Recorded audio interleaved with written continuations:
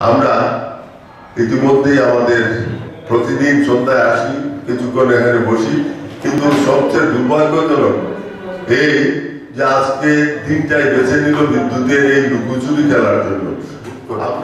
তো আমি এই পর্যায়ে আমাদের আজকের বক্তা এই প্রবন্ধের উপস্থাপনাকারী, রচনাকারী, তার এই প্রবন্ধেরই আলোকে তার বক্তৃতা আমরা শুনব।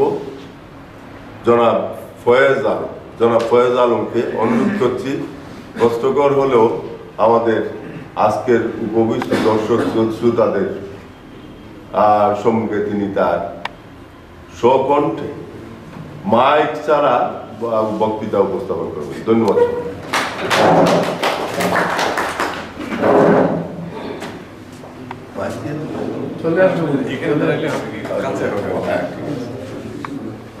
ধন্যবাদ প্রফেসর আব্দুল খালিক এবং আমার আরেক শ্রদ্ধাভাজন ডক্টর আবুল ফাত্তাহ, দুইজনই আমার মুরব্বী এবং দুই শ্রদ্ধাভাজন ব্যক্তি।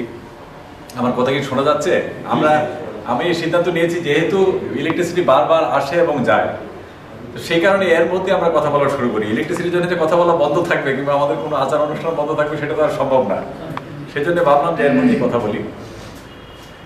তো ধন্যবাদ দুইজনকে, ধন্যবাদ আপনাদেরকে যে কষ্ট করে আজকে এসছেন। আবার ইলেকট্রিসিটিও নেই, তো আমাদের ভাগ্য বলো যে গরমের সময় না শীতের সময়, ফলে গরমের আর কোনো অত্যাচার হচ্ছে না।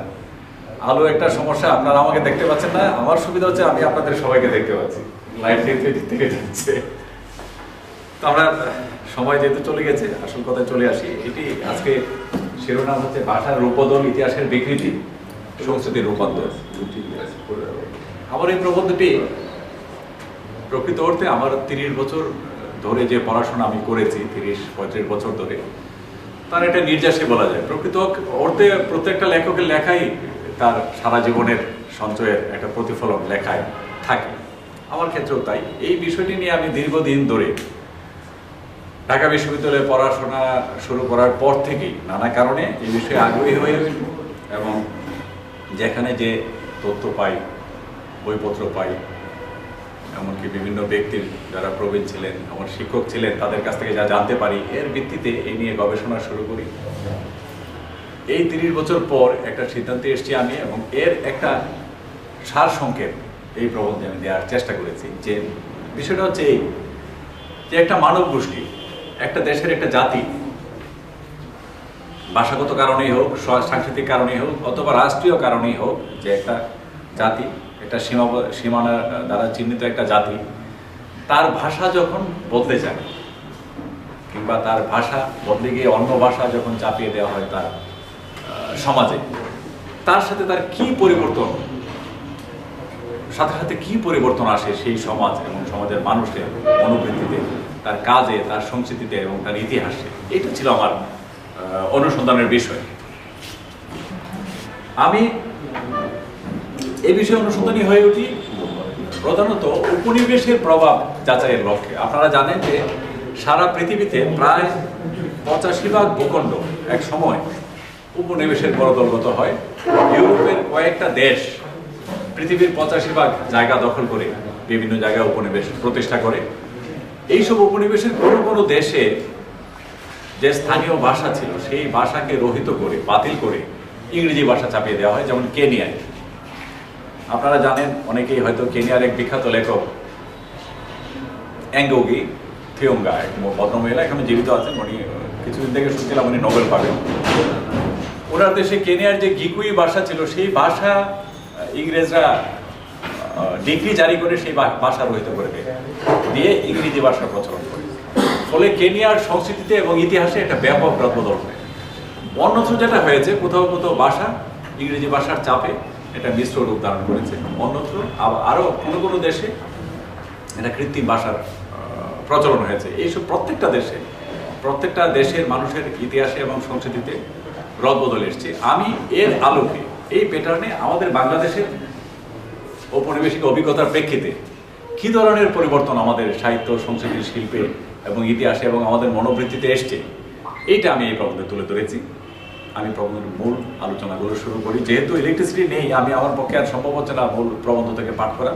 আমি স্মৃতি থেকে পড়ে যাই। আর যখন কখনো যদি উদ্ধৃতি পড়ার প্রয়োজন হয় তখনই মোমবাতির আলোতে একটু উদ্ধৃতিগুলো বের করে পড়বো। আপনারা একটু ধৈর্য ধরবেন, হয়তো এর মধ্যে 2-1 সেকেন্ড সময় নষ্ট হবে উদ্ধৃতি খুঁজে বের করতে, যেহেতু বিদ্যুৎ নেই। প্রথমে একটা দুইটা প্যারা পড়ে আপনাদেরকে শোনাই। ভাষার রূপবদল, ইতিহাসের বিকৃতি, সংস্কৃতির রূপান্তর। ভাষার সঙ্গে সংস্কৃতির সম্পর্ক কি রকম? নৃতাত্ত্বিক বিবেচনার বাইরেও কি এই সম্পর্কে কোনো পরিসর আছে যা আজও আমাদের চিন্তার বিষয় হয়ে ওঠেনি?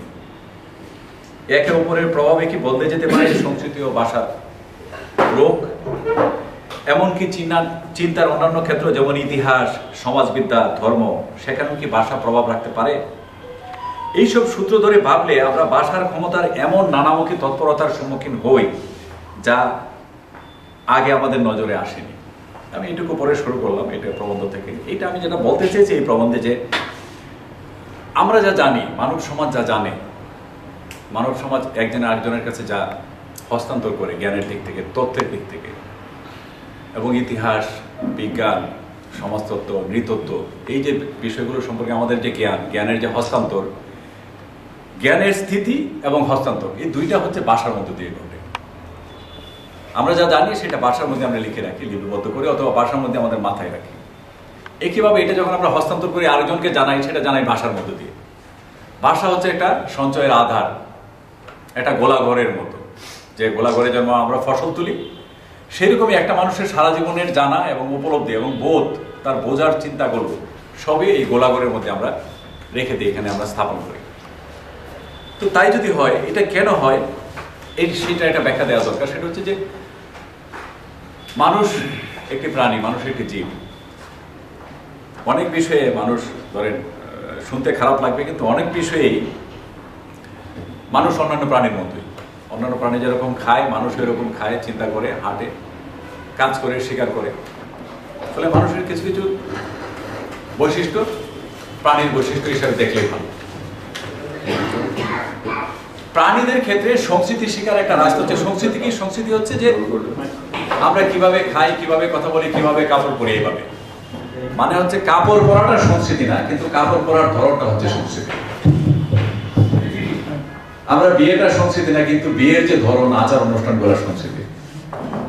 এই সংস্কৃতি, অবুধ প্রাণীরও সংস্কৃতি আছে।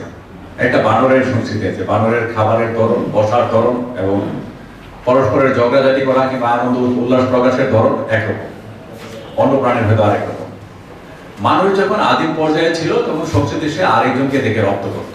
আদিম পর্যায়ে বা কেন, এমনকি আপনার 200-250 বছর আগে, মুদ্রিত বইপত্র আসার আগে এবং টিভি, রেডিও এরকম মিডিয়া আসার আগে মানুষের সংস্কৃতি শিক্ষার বিষয়টা ছিল হচ্ছে অনুকরণ পর্যায়ে। সে তার বাপকে দেখতো কি কাজটা করে, মাকে দেখতো কি কাজটা করে, পাশের বাড়ির লোকজনকে দেখতো, তার গ্রামের লোকদেরকে দেখতো যে একটা উৎসব কিভাবে পালন করে। সেটা দেখে সে শিখতো সাংস্কৃতিক বিষয়গুলা, সাংস্কৃতিক চিহ্নগুলা কিভাবে শিখতে হয় এবং কিভাবে চর্চা করতে হয়। এই যে পরস্পর সিলসিলা অনুযায়ী সংস্কৃতির শিক্ষা, পরম্পরা অনুযায়ী সংস্কৃতির শিক্ষা, এটা বন্ধ হয়ে যায় বই পুস্তক আসার পরে। বই পুস্তক ভাষার এই আশ্রয়, যখন বইপত্র তৈরি হয় এবং রেকর্ড রাখার সূচনা হয়, গোলাঘরের সঞ্চয়ের সূচনা হয়, তখন একটা লিখিত রূপ আমরা লিখে রাখি। যে সংস্কৃতি আমি দাদার কাছে, বাবার কাছে শিখেছি, সেটা আমি একটা লিখিত রূপ তৈরি করছি। তৈরি করে এটা আমি এই লাইব্রেরিতে দিয়ে দিচ্ছি, অথবা লাইব্রেরির লোক কিনে রেখে দিচ্ছে। এর একটা ভালো দিক হচ্ছে এই যে এই একটা বই আগে আমার কাছ থেকে হয়তো 5 জন শিখতে পারতো, কিন্তু এখন একটা বই পড়ে হয়তো 5000 লোক শিখতে পারে। তার মানে ভাষা সংস্কৃতি শিক্ষার একটা জায়গায় পরিণত হয়, আর এটার বাহন হয়ে হচ্ছে বইপত্র। এটা অত্যন্ত ভালো একটা দিক, বিপুল পরিমাণ লোক শিখতে পারে। খারাপ দিক হচ্ছে এই যে যদি আমি এটাতে মিথ্যা কথা লিখি কিংবা বানোয়ার কোনো কথা লিখি, তাহলে এটা পড়ে যারা শিখবে তারা বানোয়ার কথা শিখবে, ভুল সংস্কৃতির চিহ্নগুলো তারা রপ্ত করবে। আমি এই বইয়ে লিখে গেলাম যে আমার দেশের সংস্কৃতি হচ্ছে এরকম, বিয়ের আচারগুলো হচ্ছে এরকম, আমাদের ভাষাগুলো এরকম, আমাদের খাদ্যাভ্যাস এরকম। এই প্রকৃতপক্ষে আমি আমার নিজেরটা না লিখে আমি আসামেরটা লিখলাম কিংবা বার্মারটা লিখে গেলাম। 100 বছর পর যখন আরেকজন এসে বইটা পরে সংস্কৃতি সম্পর্কে জানতে চাইবে, তখন যে ঘটনা ঘটবে উনি দেখবেন যে 100 বছর আগে যে সংস্কৃতি সেটা আসলে বার্মিজ সংস্কৃতি। সে বিশ্বাস করবে যে বার্মার সংস্কৃতি আমি অনুকরণ করেছি এবং আমি চর্চা করেছি, সে ধরে নিবে যে বাঙালি সংস্কৃতি বলে কিছু নেই, বার্মিজ সংস্কৃতি হচ্ছে বাঙালি সংস্কৃতি। এই সুবিধা এবং অসুবিধা দুটোর কথাই বললাম, যে ভাষা সংস্কৃতির বাহন হয়ে ওঠার পরে একদিকে হচ্ছে আমি দ্রুত এবং বেশিরভাগ লোককে শেখাতে পারছি ভাষার মাধ্যমে, আর খারাপ দিক হচ্ছে যে আমি ভুল জিনিসও শেখাতে পারছি। এই যে বাস্তবতা, জ্ঞানতাত্ত্বিক, তথ্যগত এবং জৈবিক বাস্তবতাই বলবো আমি আমাকে যে হিসাবে, যে বাস্তবতা, এই বাস্তবতা বাঙালি জাতির ক্ষেত্রে কি ভূমিকা রেখেছিল আজ থেকে 200-250 বছর আগে ফোর্ট উইলিয়াম কলেজ স্থাপিত হওয়ার পরে। আপনারা জানেন যে বাঙালির সভ্যতা, বাঙালির শিক্ষা, বাঙালির ইতিহাসে ফোর্ট উইলিয়াম কলেজ একটি গুরুত্বপূর্ণ নাম। ইংরেজরা উপনিবেশ স্থাপনের পরে 1801 সালে একটি কলেজ প্রতিষ্ঠা করে ফোর্ট উইলিয়ামে, ক্যালকাটা। এই ফোর্টের আর অস্তিত্ব এখন নাই। ফোর্ট উইলিয়ামে কলেজটা স্থাপন করে তাদের লক্ষ্য ছিল যে ইংরেজ মানে সাদা কর্মচারীদেরকে, সাদা অফিসারদেরকে বাংলা ভাষা শিখাবে, বাংলার ইতিহাস শিখাবে এবং বাংলার রীতিনীতি শিখাবে, যাতে তারা বাংলার বিভিন্ন অঞ্চলে ছড়িয়ে পড়ে তাদেরকে শাসন করতে, শোষণ করতে সুবিধা হয়। একইভাবে যেটাকে বলে একটা সম্পর্ক গড়ে তোলা, তারা বুঝতে পারছিল যে উপনিবেশ যদি দীর্ঘায়িত করতে হয় তাহলে বাঙালির সাথে একটা সম্পর্ক গড়ে তুলতে হবে। সম্পর্ক গড়ে তোলার একটা বড় সূত্র হচ্ছে ভাষা। আমি সিলেটে এসে এটা খুব ভালোভাবে উপলব্ধি করেছি যে ভাষা জানা থাকলে, স্থানীয় ভাষা জানা থাকলে দ্রুত মানুষের স্থানীয় লোকদের সাথে সম্পর্ক হয়। তো এই জন্যই ফোর্ট উইলিয়াম কলেজ স্থাপন করা হয় এবং একটা ডিগ্রি জারি করা হয় যে বিদেশি কর্মচারীরা এসে ফোর্ট উইলিয়াম কলেজে 3 বছর পাঠ করার পরেই শুধু সে চাকরিতে স্থায়ী হবে এবং বিভিন্ন জায়গায় তাকে প্রশাসনিক দায়িত্ব দেওয়া হবে। তো ফোর্ট উইলিয়াম কলেজে আসার পরে যখন খুললো 1801 সালে, প্রথমে দেখা গেল যে বইপত্র নেই। তো কি করতে হবে? বইপত্র লিখতে হবে। কারা বই লিখবে? বই লেখার লোক নেই। ইংরেজদের সাথে ইংরেজরা করেছে কি, ওই সময় যাদের সাথে তাদের সম্পর্ক ছিল তাদের মাধ্যমে কিছু লোকের কাছে ওরা পৌঁছায়, এবং খুব দুর্ভাগ্যক্রমে যাদের কাছে পৌঁছায় তারা আসলে কেউ কেউ বাঙালি ছিলেন, কেউ কেউ বাঙালি ছিলেন কিন্তু তারা পড়েছেন সংস্কৃত, তারা ব্রাহ্মণ পণ্ডিত। ওই সময় কলিকাতা কেন্দ্রিক যে পরিবর্তনটা, সামাজিক পরিবর্তনটা এসেছিল, তাতে হয়েছে মধ্য শ্রেণীর এবং নিম্ন শ্রেণীর হিন্দু এবং নিম্ন শ্রেণীর মুসলমান এবং বৌদ্ধ, এটা ছিল একটা ক্লাস। এই ক্লাসটা ইংরেজদের থেকে পুরোপুরি বিচ্ছিন্ন ছিল। ইংরেজদের সাথে যুক্ত ছিল উচ্চ শ্রেণীর মুসলমান, উচ্চ শ্রেণীর হিন্দু। যখন বইপত্র রচনার প্রয়োজন হয় তখন উচ্চ শ্রেণীর মুসলমান মানে হচ্ছে উর্দুভাষী, তারা এসছে উত্তর ভারত থেকে, তারা হিন্দি উর্দু সংস্কৃতি বহন করে, তারা বাংলা জানে না। ফলে এইসব উর্দুভাষী উচ্চ শ্রেণীর মুসলমানদেরকে দিয়ে বাংলা বই লেখানোর চিন্তা ইংরেজরা করে নাই। সেকেন্ড অপশন যেটা ছিল সেটা হচ্ছে উচ্চ শ্রেণীর হিন্দু, ব্রাহ্মণ হিন্দু, চক্রবর্তী, যারা এরা সংস্কৃত জানে এবং এরা বাংলা ভাষায় কথা বলে। ফলে ইংরেজরা তাদের কাছে বলেছে যে তোমরা বাংলায় বইপত্র লেখো। তাদের কাছ থেকে কিছু লোক জোগাড় করা হয়েছে। এদের মধ্যে প্রথম সারির যিনি, তার নাম মৃত্যুঞ্জয় বিদ্যালঙ্কার। উনি অবাঙালি, উনি উড়িষ্যার অধিবাসী এবং সংস্কৃতে উচ্চ ডিগ্রি ছিল। উনি আমাদের যে নাটোরের জমিদার বাড়ি ছিল ওইখানে এসে পড়াশোনা করেছেন, ঢুলে পড়াশোনা ছিল তার, ক্যালকাটায় পড়াশোনা করেছেন এবং ইংরেজদের চাকরি শুরু করার আগে কলিকাতায় একটা টুল খুলে তিনি সংস্কৃত পড়াচ্ছিলেন। মৃত্যুঞ্জয় বিদ্যালঙ্কারকে এটা প্রাধ্যক্ষ হিসাবে ওই বাংলা বিভাগের চিফ হিসাবে নিয়োগ দেওয়া হয়। তার সাথে রাজীব লোচন বন্দ্যোপাধ্যায়, রামরাম বসু এবং আরো কিছু নাম। এরা প্রত্যেকেই সংস্কৃত পণ্ডিত, এরা কেউই বাংলা ভাষায় লেখার কোনো অভিজ্ঞতা ছিল না। এটা হচ্ছে একটা পটভূমি। আরেকটা পটভূমি হচ্ছে ইংরেজরা যখন বাংলায় বইপত্র লেখানোর কাজে উৎসাহী হয়ে ওঠে, তার আগে বাংলা ভাষার চর্চাটা কিরকম ছিল? বাংলা ভাষা মূলত চর্চা হচ্ছে মধ্যবিত্ত বাঙালি মুসলমান, বাঙালি হিন্দু এবং বাঙালি বৌদ্ধদের হাতে, যাদের অনেকেই হয়তো গৃহস্থ, খেটে খাওয়া মানুষ অথবা ব্যবসায়ী, মানে মোট কথা মিডিল ক্লাস যেটা, সেটার মধ্যে ছিল হচ্ছে লেখক, কবি, সাহিত্যিক। এরা স্থানীয় জমিদারদের পৃষ্ঠপোষকতা পেত, অনেকে রাজার পৃষ্ঠপোষকতা লাভ করতেন, তারা বিভিন্ন বইপত্র লিখতেন, বিশেষত কাব্যগ্রন্থই লেখা হতো। কিছু গদ্যের বই পরে পাওয়া গেছে, গান লেখা হতো, কিন্তু মূলত কাব্য চর্চায় ছিল তখনকার মূলত ভাষা চর্চার একটা দিক। এরা ইংরেজদের সাথে এদের দূরত্ব ছিল বিশাল। এরা ছিল সারা বাংলাদেশে ছড়িয়ে, এই নিম্ন শ্রেণীর হিন্দু, নিম্ন শ্রেণীর মুসলমান এবং বৌদ্ধরা সারা বাংলাদেশে ছড়িয়ে ছিটিয়ে ছিলেন, যারা সাহিত্যের চর্চা করতেন স্থানীয়ভাবে। ফলে বাংলা ভাষা যারা জানতেন এবং বাংলা ভাষা যারা লিখতেন, মূলত বাংলা ভাষাকে যারা ভালো করে বুঝতেন, তারা কিন্তু ইংরেজদের এই ফোর্ট উইলিয়াম কলেজে জায়গা পেলেন হচ্ছে সংস্কৃত পণ্ডিতরা। যারা বাংলা ভাষা জানেন। এর মধ্যে মৃত্যুঞ্জয় বিদ্যালয় হচ্ছে তাদের নেতা। তো এরা খুবই দ্রুত কিছু পাঠ্যপুস্তক রচনা করলেন। আপনারা সেগুলো জানেন, নামগুলো জানেন। রাজা প্রতাপাদিত্য চরিত্র, মহারাজ কৃষ্ণচন্দ্র রায়ের চরিত্র, দীপাবলি, তারপরে হচ্ছে 32 সিংহাসন, এইসব বইপত্র। এই বইপত্র লিখতে গিয়ে এরা যে গদ্য রচনা করলেন, সেই গদ্য মূলত প্রায় সংস্কৃত গদ্য, প্রচুর পরিমাণে সংস্কৃত শব্দ, নিয়মগুলা, ব্যাকরণিক নিয়মগুলা সংস্কৃত, ভাষার বাগধারা, বাকরীতি, বাকভঙ্গি সংস্কৃত। কারণ তারা এটাই জানেন, তারা আর কিছুই জানেন না। তারা এই যে বইপত্র রচনা করলেন, এই বইপত্র রচনার মধ্যে দুই একটা ছিল মৌলিক গ্রন্থ, বেশিরভাগই ছিল আপনার আর্য উপাখ্যান, আর্যদের প্রাচীন উপাখ্যানের অনুবাদ। এই বইপত্র দিয়ে প্রথমত বাংলাদেশে ইউরোপীয় ধাঁচের স্কুলিং শুরু হয়। এর পরে সিদ্ধান্ত হয় যে এখানে যত পড়াশোনার যত সিস্টেম আছে, টোল এবং মাদ্রাসা, এগুলো তো চলবে না, এগুলো বন্ধ করে দিতে হবে। কারণ টোলে পড়ানো হয় সংস্কৃত এবং হিন্দু ধর্ম, মাদ্রাসায় পড়ানো হয় হচ্ছে আরবি এবং ইসলাম ধর্ম, ফার্সি পড়ানো হয়, বাংলাও পড়ানো হয়, কিন্তু এইগুলো এনাফ না। তাহলে কি করতে হবে? তাহলে আমাদের ইউরোপীয় ধাঁচে ভারতীয়দেরকে শিক্ষা দিতে হবে, ইংরেজি স্কুল করতে হবে। এবং যেই কথা সেই কাজ। 1794 সালে প্রথম মদনাবাটিতে প্রথম স্কুলটি খোলা হয়। সেই স্কুলে ইংরেজি পড়াতো, বাংলাও পড়াতো, এবং সেই স্কুলে যে কোনো ধর্মের লোক, যে কোনো ভাষার লোকই পড়তে পারত। পরের 25 বছরের মধ্যে 1820 সালের মধ্যে আশপাশে প্রায় 40টি স্কুল খোলা হয়ে যায়। সারা বাংলাদেশে এই ধরনের স্কুল ছড়িয়ে পড়ে। 1830-32 সালের মধ্যে সারা বাংলাদেশে এরকম ইউরোপীয় ধাঁচের স্কুলগুলো ছড়িয়ে পড়ে। এবং এই স্কুলগুলোতে পাঠ্যপুস্তক বলতে যা বোঝায় সেটা হচ্ছে ফোর্ট উইলিয়াম কলেজের যে বাংলা গদ্য, সেইগুলোর আলোকে আরো যারা রচনা করেছেন সেগুলি হচ্ছে পাঠ্যপুস্তক হয়ে ওঠে। এই পাঠ্যপুস্তকের একটা বৈশিষ্ট্য কথা আমি উল্লেখ করেছি যে এটি আসলে ওই অর্থে বাংলা বলা যায় না। যে নতুন বাংলা গদ্য তৈরি হয় সেটা হচ্ছে মূলধারার যে বাংলা গদ্য, নিম্নবিত্ত এবং মধ্যবিত্তের মুসলমান, হিন্দু, বৌদ্ধরা যে বাংলা গদ্যের চর্চা করতেন এবং বাংলা ভাষা চর্চা করতেন, তার থেকে সম্পূর্ণ ভিন্ন একটি ভাষা। এর প্রধান বাকভঙ্গিগুলো হলো আপনার প্রবাদগুলো হলো, শব্দরূপ হলো সব সংস্কৃত থেকে নেয়া। আমরা পরে উদাহরণ দিয়ে পড়বো, যেমন ঈশ্বরচন্দ্র বিদ্যাসাগরের রচনা, বঙ্কিমচন্দ্রের রচনা, মধুসূদনের রচনা, মীর মোশাররফ হোসেনের রচনা, এগুলো হচ্ছে ফোর্ট উইলিয়ামের বাংলা বা মৃত্যুঞ্জয়ী বাংলার উদাহরণ। কায়কোবাদের রচনা, মোশাররফ হোসেনের রচনা, এগুলোই হচ্ছে মৃত্যুঞ্জয় বাংলা, যেটাকে সংস্কৃতানুসারী বাংলা। বঙ্কিমের ভাষায়, বঙ্কিম এই বাংলাকে বলেছেন সংস্কৃত অনুযায়ী বাংলা।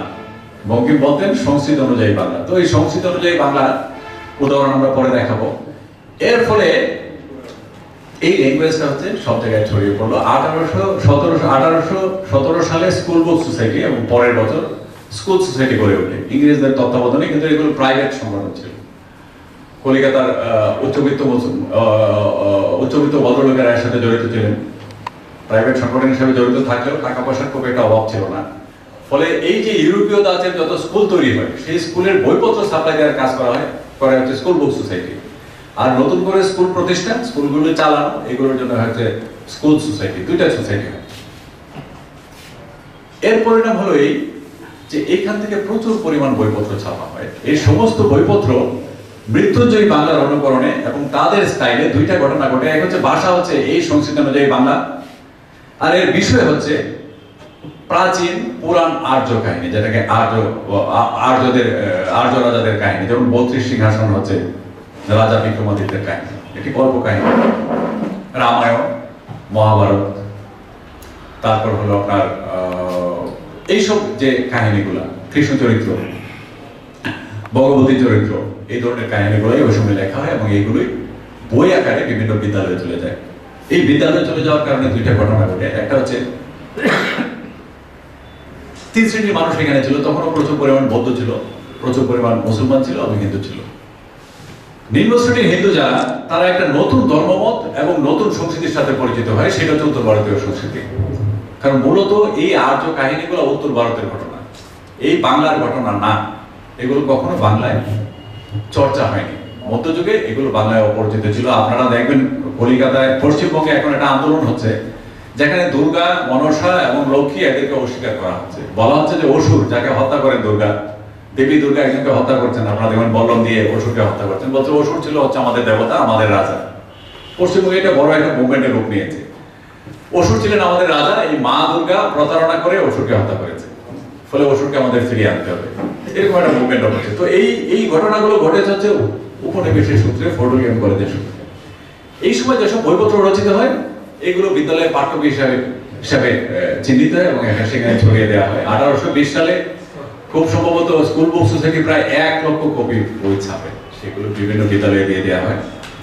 এর ফলে মুসলমানদের মধ্যে একটা প্রতিক্রিয়া হয়। মুসলমানরা মনে করে যে এইসব আর্য রাজাদের কাহিনী, ধর্মের কাহিনী, দেবদেবীদের কাহিনী পড়তে গেলে আমার জাত যাবে, আমার মুসলমানিত্ব থাকবে না, আমার ঈমান থাকবে না। এই মুসলমানদের নেতা ছিল উত্তর ভারতীয় উর্দুভাষীরা। ফলে তারা বলেছে তোমরা যদি স্কুলে বাচ্চাদের পাঠাও তাহলে এই বাচ্চা হিন্দু হয়ে যাবে এবং তার কোনো ধর্মীয় বোধ, তার কোনো সাংস্কৃতিক বোধ, নিজস্ব সাংস্কৃতিক বোধ থাকবে না। ফলে মুসলমানরা ওইসব স্কুল থেকে দূরে সরে থাকে। নিম্ন শ্রেণীর হিন্দু যারা ছিল তারা অনেকেই পড়তে পারতো না, ফলে উচ্চ শ্রেণীর হিন্দুরা এইসব স্কুলে পড়ার সুযোগ পায়। বৌদ্ধরা তারাও সরে আসে, তারা তাদের নিজস্ব রীতি ওই পড়াশোনার মধ্যে নিহিত থাকে। ফলে বৌদ্ধরাও আস্তে আস্তে কিন্তু মূল মেইন স্ট্রিমের মূল ধারার পড়াশোনা এবং চাকরি বাকরি থেকে সরে পড়ে, আস্তে আস্তে পিছিয়ে পড়ে। এই যে ঘটনাটা ঘটে এর ফলে কি হয়, এই পাঠ্যপুস্তক পরিবর্তনের কারণে বাঙালি মুসলমান পিছিয়ে পড়ে চাকরি থেকে, সব জায়গা থেকে। কারণ তাকে সার্টিফিকেট ছাড়া তখন চাকরির সুযোগ ছিল না। এইসব ইউরোপীয় স্কুলে পড়াশোনা করে সার্টিফিকেট নিয়ে তাকে চাকরিতে ঢুকতে হতো। যেহেতু সে ইউরোপীয় স্কুল থেকে দূরে ছিল, ফলে সার্টিফিকেটও তার আয়ত্তের মধ্যে ছিল না এবং ইংরেজের চাকরিও তার ছিল না। ফলে 1850 সাল পর্যন্ত মুসলমান পিছিয়ে থাকার পরে তারা সিদ্ধান্ত নেয় যে ঠিক আছে, রামায়ণে পড়াক আর বেদেই পড়াক, আমি স্কুলেই পড়বো, কারণ যেহেতু এই স্কুল পড়া ছাড়া আমার জীবিকা অর্জন সম্ভব নয়। 1850-এর পরে আবার বিপুল পরিমাণ মুসলমান এসব স্কুলে পড়তে শুরু করে। তখন ঢাকায়, মৌলভীবাজার, সিলেট যেখানেই বলেন, এগুলোর ইতিহাস হয়তো নেই, কিন্তু অনেক জায়গায় স্কুল শুরু হয়ে যায় এবং এই পাঠ্যপুস্তকের মাধ্যমেই তারা পড়াশোনা শুরু করে। এর ফলে যেটা হয়, এই স্কুল থেকে যারা বেরিয়ে আসে তারা যা শিখে হচ্ছে আর্য সংস্কৃতির ইতিহাস, আর্য ধর্মের ইতিহাস, আর্য রাজাদের উত্থান কাহিনী, আর্য রাজাদের বীরত্বের কাহিনী। না বাঙালি হিন্দু, না বাঙালি বৌদ্ধ, না বাঙালি মুসলমানের কাহিনী তারা জানতে পারে। তারা জানতে পারে উত্তর ভারতের একটা জনগোষ্ঠীর দীর্ঘ সময়ের 2500-3000 বছরের পুরনো ইতিহাস সম্পর্কে। বিক্রমাদিত্য রাজা প্রতাপাদিত্য চরিত্র 32 সিংহাসনের কথা যেটা বললাম, সেটা হচ্ছে বিক্রমাদিত্যকে নিয়ে একটা ঘটনা। সেটা একটা কাল্পনিক রাজা, প্রায় 3000-4000 বছরের পুরনো, সেইগুলো সে পড়তে থাকে। আমি এখানে আপনাদের জানার জন্য একটা উদাহরণ তুলে দিই, একটু পড়ে শুনে আপনাদের।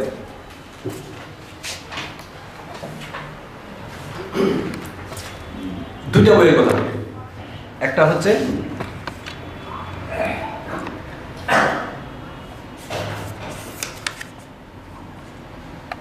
রাজা প্রতাপাদিত্য চরিত্র। এই বইটি বের হয় 1801 সালে। এই বইটি লিখেন হচ্ছে আপনার রামরাম বসু। 1801 সালে বইটি বের হয়, এই প্রথম পাঠ্য বই। বাংলা পাঠ্য বইয়ের মধ্যে এই রাজা প্রতাপাদিত্য চরিত্র এই জন্য গুরুত্বপূর্ণ যে এটি প্রথম পাঠ্য বই। এর পরে 3-4 মাস পরে কেরির কথোপকথন নামে একটা বই বের হয়, যেটা কলিকাতার মানুষ কিভাবে একজন আরেকজনের সাথে কথা বলে সেটা নমুনা নিয়ে উনি একটা বই করেছিলেন, কথোপকথন। এই দুইটা বই হচ্ছে বাংলার প্রথম পাঠ্য বই। আর এক রাজা প্রতাপাদিত্য চরিত্র বাঙালির হাতে লেখা প্রথম পূর্ণাঙ্গ গদ্য গ্রন্থ, মানে হচ্ছে ফোর্ট উইলিয়াম কলেজীয় বা মৃত্যুঞ্জয় বাংলার প্রথম উদাহরণ এটা। রাজা প্রতাপাদিত্য ছিলেন একজন যশোরের ছোট একজন জমিদার। ইতিহাসে তার জায়গা হচ্ছে 3 লাইন। রমেশচন্দ্র মজুমদার লিখেছেন 3 লাইন তার সম্পর্কে, আর তার কোনো ইতিহাস নেই। অনেক জমিদারি বাংলাদেশে ছিলেন, তাদের প্রত্যেকের ইতিহাস রেকর্ড করা হয়নি, কারণ প্রয়োজন মনে করা হয়নি। শত শত হাজার হাজার জমিদার ছিলেন। রাজা প্রতাপাদিত্য এরকমই একজন জমিদার ছিলেন। রমেশচন্দ্র মজুমদার তার সম্পর্কে লিখছেন,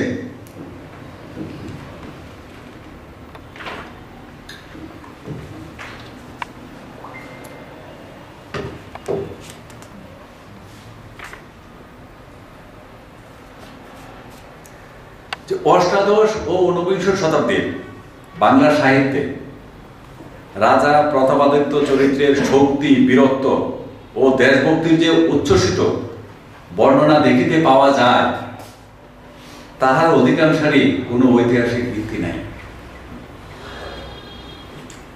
রাজা প্রতাপাদিত্য চরিত্র একজন সাদামাটা সামন্ত ছিলেন, এই হচ্ছে ইতিহাসের তার টোটাল বিবরণ।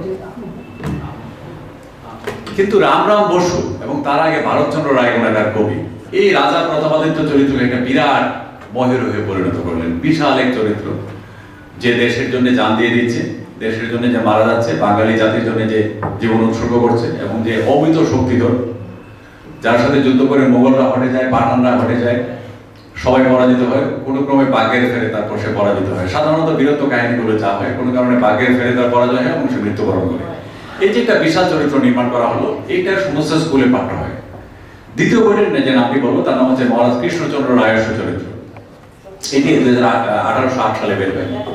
কৃষ্ণচন্দ্র রায়ের চরিত্র লেখা হয়েছে নদিয়ার রাজা কৃষ্ণচন্দ্র সম্পর্কে। উনি একজন জমিদার ছিলেন, কিন্তু এখানে মহারাজ বলা হয়েছে। এই কৃষ্ণচন্দ্র রায়ের চরিত্রের একটা গুরুত্বপূর্ণ বৈশিষ্ট্য আমাদের মনে রাখা দরকার, যে সিরাজউদ্দৌলার পতনের পিছনে যারা জড়িত ছিলেন মির্জাফরের সাথে, মির্জাফরকে ব্যবহার করা হয়েছে, মির্জাফর, মীর কাসিম, এদের সাথে যারা জড়িত ছিলেন তার মধ্যে মহারাজ কৃষ্ণচন্দ্র ছিলেন খুব গুরুত্বপূর্ণ। এবং 23শে জুন পলাশীতে যুদ্ধের আগে ক্লাইভ সেনাবাহিনী নিয়ে আসার পথে কৃষ্ণচন্দ্র রায়ের বাড়িতে আতিথ্য গ্রহণ করেছিলেন, তারপর যুদ্ধে এসেছিলেন। এই কৃষ্ণচন্দ্র রায়ের উপর যে উপন্যাসটি লেখা হয় সেটা অনেক বিপুল পরিমাণ বীরত্ব এবং দেশাত্মবোধ এবং মহৎ গুণের অধিকারী হিসাবে কৃষ্ণচন্দ্রকে দেখানো হয়। এরপর থেকে বাংলা সাহিত্যে এবং বাংলার স্কুলগুলোতে, বাংলার মানসিকতায়, মানুষ জগতে কৃষ্ণচন্দ্র একজন গুরুত্বপূর্ণ গুণী এবং সর্বগুণে গুণান্বিত বীর চরিত্র হিসেবে প্রতিষ্ঠিত। এই কৃষ্ণচন্দ্রের পরিবারই প্রতিষ্ঠিত হয়েছিল একটি বিশ্বাসগততার মধ্য দিয়ে। কৃষ্ণচন্দ্রের পূর্বপুরুষ, আগে যে বললাম রাজা প্রতাপাদিত্য চরিত্র, প্রতাপাদিত্য এক জায়গায় লুকিয়েছিল জঙ্গলে। প্রতাপাদিত্যকে ধরিয়ে দিয়েছিল কৃষ্ণচন্দ্রের এক পূর্বপুরুষ হরিহ। এই ধরিয়ে দেওয়ার ফলে তার পুরস্কার হিসেবে তাকে কয়েকটি গ্রাম দেওয়া হয়, জমিদারের শুরু। সেই জমিদার বংশেরই এক অধস্তন পুরুষ নদিয়া রাজা কৃষ্ণচন্দ্র। তো এই যে দুইটা উদাহরণ দিলাম যে ইতিহাসের বিকৃতি কিভাবে ঘটে, যে যা ইতিহাস না কিংবা তারা যা না, পাঠ্যপুস্তকের মাধ্যমে তাদেরকে তাই বলে সমাজে প্রতিষ্ঠা করা সম্ভব হয়। স্কুলগুলোতে, স্কুলের বাইরেও মানুষ যখন পাঠ্যপুস্তক পায়, প্রথম এটা অভাবনীয় অভিজ্ঞতা, যে এটা পড়ার মধ্যে দিয়ে, অক্ষর পড়ার মধ্যে দিয়ে সে একটা কাহিনী শুনতে পারে, একটা জ্ঞান অর্জন করতে পারে। সেই সময়ের মানুষের জন্য, আমাদের কাছে বইপত্র এখন কিছুই না, কিন্তু সেই সময়ের মানুষের জন্য এটা একটি রোমান্টিক অভিজ্ঞতা। তো তারা এইসব বইপত্র পড়ে এবং বিশ্বাস করে জেনে নেয় যে এই বইয়ে যা আছে সেটি একটি সত্য ঘটনা, অতীতের বিবরণ। এই দুইটা ইতিহাসের বিকৃতির উদাহরণ দিলাম। সংস্কৃতির ক্ষেত্রে যেটা হয়েছে সেটার আরো একটা ব্যাপক ইম্প্যাক্ট ছিল। সংস্কৃতির একটা বিষয় হচ্ছে, এই সংস্কৃতি অন্যান্য বিষয়গুলোকে খুব ওভারল্যাপ করে, খুব প্রভাবিত করে। আমি আপনাকে একটা উদাহরণ দিতে পারি, যে এখানে আমাদের ছেলেমেয়েরা আছে যাদের বয়স হয়তো 15 থেকে 25 বছর কিংবা 30 বছর। এখানে কোনো একটা ব্যান্ডের গান গাইতে আসলো 5টা লোক এসে, যে লোকটা খুব ভালো গান গাইলো কিংবা যে লোকটা খুব ভালো অভিনয় করলো, তার প্রতি কিন্তু তার একটা মমত্ববোধ তৈরি হবে, যারা শ্রোতা, কম বয়সের শ্রোতা যারা। এই মমত্ববোধ থেকে তার যে কালচারাল, তার যে সাংস্কৃতিক চিহ্নগুলো আছে, সেই চিহ্নগুলোকে সে শ্রেষ্ঠ ভাবতে শুরু করবে। সেগুলো কিরকম, যে সে হয়তো একটা সানগ্লাস পরে, সে একটা বিশেষ গেঞ্জি পরে, সে একটা বিশেষ জুতো পরে, সে একটা বিশেষ শার্ট পরে। আপনারা দেখবেন যে এটা প্রায়ই এরকম, যে অমুক এই শার্টটা পরে বলে আমি ওই শার্টটা পরছি, অমুক নায়িকা, বোম্বের এই নায়িকা এই ধরনের একটা ব্লাউজ পরে বলে আমি সেটা পরি, এই শাড়িটা পরেছিল বলে আমি এটা সেটা পরি। এইটাকে বলে সাংস্কৃতিক আগ্রাসনের একটা রেখা। সে ভালো অভিনয় করে, আমি তার ভালো অভিনয় দেখি, কিন্তু এই নিষ্পাপ অভিনয়ের মধ্যে আর থাকছি না। পরে সে যা পড়ছে, সে যা করছে, সেগুলো আমি রপ্ত করছি। এই ঘটনাটা সংস্কৃতির ক্ষেত্রে ঘটে বলে ইতিহাসের চেয়ে সংস্কৃতির অস্ত্রটা আর মারাত্মক। সংস্কৃতি দিয়ে একটা জাতিকে, একটা গোটা দেশকে পরাস্ত করা সম্ভব। অতীতে সেটা বহুবার ঘটেছে, এখনো ঘটছে। আমরা যেটাকে নিউ কলোনিয়ালিজম বা নয়া উপনিবেশবাদ বলি, এটার মূল তত্ত্বটাই হচ্ছে সাংস্কৃতিক আগ্রাসনের মাধ্যমে অর্থনৈতিক আগ্রাসন। এখন আর মিলিটারি দিয়ে, বিশেষ যুদ্ধের মাধ্যমে কোনো দেশ দখল করার প্রয়োজন পড়ে না। সংস্কৃতি দিয়ে, গান দিয়ে, শিল্প দিয়ে, সিনেমা দিয়ে, এগুলো দিয়ে দেশ দখল করে, তার জনগণের মনস্তত্ত্ব দখল করে, তার মানসিকতা দখল করে, তারপরে তার অর্থনীতিকে দখল করা সম্ভব। এটা অজস্র উদাহরণ এখন আছে। আপনি দেখবেন যে গত 50 বছরে ইউরোপীয় এবং আমেরিকান পণ্য সারা পৃথিবী দখল করে ফেলেছিল। আমাদের ভাগ্য ভালো যে গত 20 বছর ধরে চাইনিজ পণ্য আবার মার্কিন এবং ইউরোপীয় পণ্যকে হটিয়ে দিয়েছে। কিন্তু এটা ভাগ্য ভালো কি করে বলে এখন হয়তো চায়নার উপনিবেশ হবে, তো কথা ভাগ্য ভালো না। মানে আমি উদাহরণটা দিলাম যে চায়না কিভাবে এখন এদেরকে হটিয়ে দিয়েছে। তো সংস্কৃতির আর্থিক দিক আছে, সংস্কৃতির দাসত্বের দিক আছে, ফলে সংস্কৃতি এগুলোর চেয়ে ভয়াবহ স্রোত। আমি যেটা বলতে চাচ্ছিলাম যে এই ভাষিক পরিবর্তনের ফলে দুইটা ঘটনা ঘটে। একটা হচ্ছে একটা নতুন ভাষা ছড়িয়ে পড়ে, সেই ভাষার মধ্যে থাকে হচ্ছে আর্য রাজরাজদের কাহিনী, আর্য জাতির মহত্বের কাহিনী, উত্তর ভারতীয় সংস্কৃতি, উত্তর ভারতের চিহ্ন এবং সংস্কৃত ভাষার আগ্রাসন। আর এর ফলে মূল বাংলা ভাষা যারা চর্চা করতেন, নিম্নশ্রেণী বাঙালি হিন্দু, নিম্নশ্রেণী বাঙালি মুসলমান এবং বৌদ্ধরা, তারা কোটাশা হয়ে বিভিন্ন জায়গায় ছড়িয়ে পড়ে। এর মধ্যে তারা বিশেষত বাংলাদেশের এফেক্ট পড়েছিল অনেক বেশি, কারণ কলিকাতা ছিল কেন্দ্র। ফলে কলিকাতার নিম্নশ্রেণীর হিন্দুরা, নিম্নশ্রেণীর মুসলমানরা কোনো না কোনো ক্রমে কলিকাতায় গিয়ে কিছু শিক্ষা কিংবা কিছু সাংস্কৃতিক পরিসরে জায়গা পেত, যেটা বাংলাদেশের মানুষের কিংবা দূরান্তের যে আসাম কিংবা ত্রিপুরার মানুষের পক্ষে সেটা সম্ভব হয়ে ওঠেনি। ফলে এরা তাদের নিজস্ব ভাষা, যে ভাষা বাংলা ভাষা, হরপ্রসাদ শাস্ত্রী যে ভাষাকে বলেছেন বিষয়ী লোকের ভাষা, বিষয়ী লোকের ভাষা, সেই ভাষার চর্চা অব্যাহত রাখেন। হরপ্রসাদ শাস্ত্রী বলেছেন যে উপনিবেশ আসার আগে, বাংলা ভাষা প্রবন্ধে হরপ্রসাদ শাস্ত্রী উল্লেখ করেছেন যে উপনিবেশের আসার আগে ভাষার তিনটা ধরন ছিল। একটা হচ্ছে আদালতের ভাষা, যেটাতে প্রচুর পরিমাণে আরবি ফার্সি শব্দ থাকতো এবং আরবি ফার্সি ইডিয়ম থাকতো, বাগভঙ্গি থাকতো, বাগধারা থাকতো, সেটাকে বলছেন আদালতের ভাষা। সেই ভাষা সাধারণ মানুষ বুঝতে পারে। সেটাতে জমিদার, তারপর কর্মচারী, উজির, নাজির এরা কথা বলতো। আরেকটা ভাষা ছিল শাস্ত্র ব্যবসায়ীদের ভাষা। হরপ্রসাদ শাস্ত্রী এই ভাষায় বলেছেন শাস্ত্র ব্যবসায়ীদের ভাষা। এরা হলো ব্রাহ্মণ পণ্ডিত, এদের ভাষায় প্রচুর পরিমাণে সংস্কৃত শব্দ থাকতো। এই আদালতের ভাষার মতোই এই ভাষাটা ছিল বোধগম্যহীন, মানে বোধগম্য, এটা বোঝা সম্ভব ছিল না এই ভাষা। আর এই দুইয়ের মাঝখানে বিষয় লোকের ভাষা, যারা শাস্ত্র ব্যবসায়ীও না এবং আদালতের কারবারিও না, জমিদার, মুসলমান জমিদারদের সাথে, রাজাদের সাথে যারা কায় কারবার নাই, যারা সাধারণ খেটে খাওয়া মানুষ এবং সাধারণ গৃহস্থ, গ্রামের কাজী, মোল্লা, সাধারণ মানুষ যারা, এদের ভাষাটাকে হরপ্রসাদ শাস্ত্রী বলেছেন যে এটা হচ্ছে আদত বাংলা। ইংরেজরা আসার আগে পর্যন্ত এই বাংলাটা ছিল। তো আমি যে বিবরণ দিলাম, মৃত্যুঞ্জয়রা যখন এই বাংলা লিখলো সংস্কৃত বাংলা, তখন এই যে আদত বাংলা, হরপ্রসাদ শাস্ত্রী যেটাকে বলেছেন বিষয় লোকের বাংলা, এটা ছড়িয়ে পড়লো গ্রামে গঞ্জে এবং এইটা কোনো মতে মুদ্রিত বইয়ে ওইভাবে আর জায়গা পেল না। বই পুস্তকে কিংবা স্কুলে কিংবা পাঠ্যপুস্তকে আর এটা তার মর্যাদা এবং স্থান পায়নি। মূলত মূল বাংলা যেটা, সেটা হয়ে যায় তখন দূরবর্তী বাংলা। আর যেটা আদত বাংলা না, যেটা সংস্কৃত পণ্ডিতরা তৈরি করেছিলেন সংস্কৃতের অনুসরণে, ফোর্ট উইলিয়াম কলেজে মৃত্যুঞ্জয়ী বাংলা যেটাকে বলি, সেটা হয়ে উঠলো আমাদের প্রধান ভাষা। এর কারণ হলো যারা এই ভাষাটা তৈরি করেছিলেন এবং যাদের নির্দেশে, মালিকের নির্দেশে তৈরি করেছিলেন, তাদের হাতে ছিল মুদ্রণ যন্ত্র, তাদের হাতে ছিল পত্রিকা, তাদের হাতে ছিল লাইব্রেরি এবং স্কুল কলেজ। ফলে তারা এই বই ছাপতেন, এই বই স্কুল কলেজে ছড়িয়ে দিতেন, পাঠ্যসূচি নির্ধারণ করে বলতেন যে এই বইই পড়তে হবে, তাদের পত্রিকায় এই ল্যাঙ্গুয়েজে লিখতেন। ফলে অচিরেই এই ভাষাটা একটা স্ট্যান্ডার্ড ল্যাঙ্গুয়েজে পরিণত হয় কলিকাতায়। অন্যান্য মফস্বল শহরগুলো এইটা অনুসরণ করতে বাধ্য হয়, কারণ যখনই কলিকাতার সাথে তার যোগাযোগের প্রয়োজন পড়ে এই ভাষায় তাকে লিখতে হবে, যেহেতু বাধ্যতামূলক। আর মূল বাংলা যেটা, সেটা ছড়িয়ে পড়ে হচ্ছে সারা দেশে বিভিন্ন মানুষের মধ্যে, নিম্ন শ্রেণী এবং নিম্নবিত্ত এবং মধ্যবিত্ত মানুষের হাতে সেটা ছড়িয়ে পড়ে। সেখানে হিন্দু, মুসলমান, বৌদ্ধ, খ্রিস্টান যারা ছিলেন তারা সেই ভাষার চর্চা যে ছেড়ে দেন তা না, সেটা কিন্তু অব্যাহত থাকে দুই ভাবে। একটা হচ্ছে বিভিন্ন রকম কবি গান, কাওয়ালি, পাঁচালি, পথের গান এইসব হতো, কিচ্ছা কাহিনী হতো। আরেকটা ওই সময়ে হাওড়া, ঢাকা এবং চিটাগাঙ্গেও একটা সেন্টার তৈরি হয়েছে, চট্টগ্রাম, পটিয়া, তারপরে বীরেশ্বরা, এইসব জায়গায়। আর ভুলুয়া, মানে তখনকার ভুলুয়া, নোয়াখালী, এখানে কিছু লোক নিজেদের মতো করে পুরনো বাংলায়, মানে মূল বাংলায়, আদত বাংলায় কাব্য চর্চা অব্যাহত রাখে। কিন্তু অত্যন্ত দুঃখজনক ভাবে এই মূল বাংলা ভাষাকে তখন নাম দেওয়া হয় মুসলমানি বাংলা। এটার কারণ এই যে এটাতে যে পরিমাণ সংস্কৃত শব্দ ছিল, সেই পরিমাণ আরবি ফার্সি শব্দ ছিল। আরবি ফার্সি শব্দ থাকাটা খুবই স্বাভাবিক, যেমন সংস্কৃত থাকা স্বাভাবিক, আরবি ফার্সি শব্দ থাকাও স্বাভাবিক। কারণ এই ভূখণ্ড সমপরিমাণ হিন্দু মুসলমান লোকের বসবাস, এবং হিন্দু এবং মুসলমানদের মধ্যে এমন একটা সম্পর্ক ছিল যে একজনের ভাষা আরেকজনকে প্রভাবিত করবে, এটা অত্যন্ত যৌক্তিক এবং খুবই স্বাভাবিক একটা বিষয়। ফলে সংস্কৃত ভাষা যেমন নতুন ভাষায় এসেছে বাংলা ভাষায়, তেমনি মুসলমানদের যে আরবি ফার্সি শব্দ, পর্তুগিজ শব্দ, এমনকি ইংরেজি শব্দ প্রচুর পরিমাণে এসছে এখানে। এই ভাষাকে তারা, যেহেতু ফোর্ট উইলিয়াম কলেজে ভুলক্রমেই হোক কিংবা ইচ্ছাকৃতভাবেই হোক সমস্ত আরবি ফার্সি শব্দ বাদ দিয়ে, পর্তুগিজ বিদেশি শব্দ বাদ দিয়ে, কেবল সংস্কৃত শব্দ দিয়ে একটি কৃত্রিম গদ্য তৈরি করা হয়। সেটাকে প্রতিষ্ঠিত করার জন্য তারা অন্যান্য ভাষাগুলোকে নানাভাবে হেয় করার জন্য বাজে নামে এবং বাজেভাবে শ্রেণীকরণ করে এই ভাষার কাব্যকে, কবিতাকে বলা হয় মুসলমানি বাংলা। মুসলমানি বাংলা বলে এটাকে চিহ্নিত করে বলা হয় যে এই বাংলা মুসলমানদের, এটা আসলে বাংলা না, কিন্তু মূলত ওইটাই ছিল বাংলা। মৃত্যুঞ্জয়ী বাংলা আসলে বাংলা না।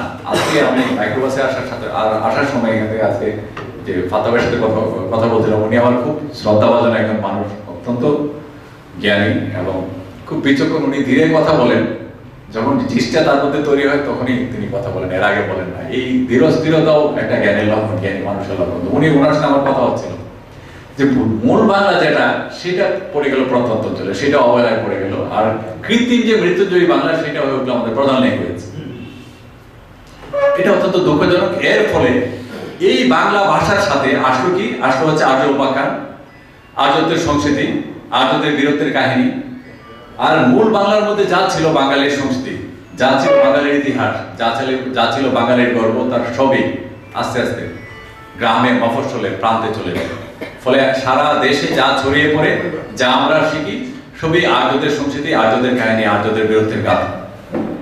এর ফলে আপনি দেখবেন যে আমাদের মধ্যে একটা হীনমন্যতা বোধ তৈরি হয়েছে যে উত্তর ভারতীয় সংস্কৃতি, উত্তর ভারতের মানুষ এবং উত্তর ভারতের ভাষা ও ইতিহাস আমাদের চেয়ে অনেক বেশি সমৃদ্ধ এবং অনেক বেশি পৌরসত্বময় এবং অনেক বেশি মহৎ। এটা কলিকাতায় গেলে আপনারা আরো বেশি করে, কলিকাতার হিন্দুদের মধ্যে দেখবেন যে উত্তর ভারতের লোকদের বেশি, অনেক বেশি সমীহ করে। এর মূল সূত্র কিন্তু ওই ফোর্ট উইলিয়াম কলেজে তৈরি হয়েছিল। আমাদের মধ্যে এটা আছে, আমরাও সেটা মনে করি যে এই সংস্কৃতি, এই সংস্কৃত ভাষা অনেক বেশি ঋত, সংস্কৃত সাহিত্য অনেক বেশি ভালো। কারণ হচ্ছে আমি তো আমার নিজের সাহিত্য হারিয়েছি, আমি পড়েছি শুধু সংস্কৃত সাহিত্যের অনুবাদ। আমার নিজের সাহিত্য দীর্ঘদিন আমি জানতাম না। এটা সাম্প্রতিককালের আবিষ্কার। 1907 সালে প্রথম আবিষ্কার হয়েছে চর্যাপদ, তারপরে ধীরে ধীরে অন্যান্য জিনিস আবিষ্কার হয়েছে। আপনি দেখেন আরেকটা জিনিস চিন্তা করে যে বই আমি প্রতিদিন পড়তাম, সেটা আবিষ্কার করার প্রয়োজন কেন পড়ব? ওই ফোর্ট উইলিয়াম কলেজের বইপত্র লেখার পর এইসব বইপত্র ছড়িয়ে ফেলা হয়েছে, এইসব বইপত্র অবসলেট হয়ে গেছে, মূল্যহীন হয়ে গেছে। 100 বছর আগে যখন ছড়িয়ে ফেলা হয়েছে, আরো 100 বছর পরে হরপ্রসাদ শাস্ত্রী এবং অন্যান্যরা এগুলো বিভিন্ন জায়গা থেকে আবিষ্কার করেছে। না হলে আবিষ্কার করার প্রয়োজন ছিল না। রামায়ণ প্রতিটা ঘরে ঘরে পড়া হতো, তাহলে রামায়ণ আবার নতুন করে আবিষ্কার করার প্রয়োজন হলো কেন? প্রয়োজন হলো এই জন্য যে এগুলো ছুড়ে ফেলা হয়েছিল। এই যে ইতিহাস, ভাষার রূপোদল, ভাষার রূপোদলের মাধ্যমে পাঠ্যপুস্তকের রূপোদল, পাঠ্যপুস্তকের মাধ্যমে একটা গোটা জাতির ভিন্ন ইতিহাস, ভিন্ন সংস্কৃতি, ভিন্ন ভাষা, ভিন্ন কাহিনী, এগুলো রপ্ত করার মধ্যে দিয়ে আমাদের জাতীয় সঞ্চয় যেগুলো ছিল আমরা প্রায় সবই হারিয়েছি।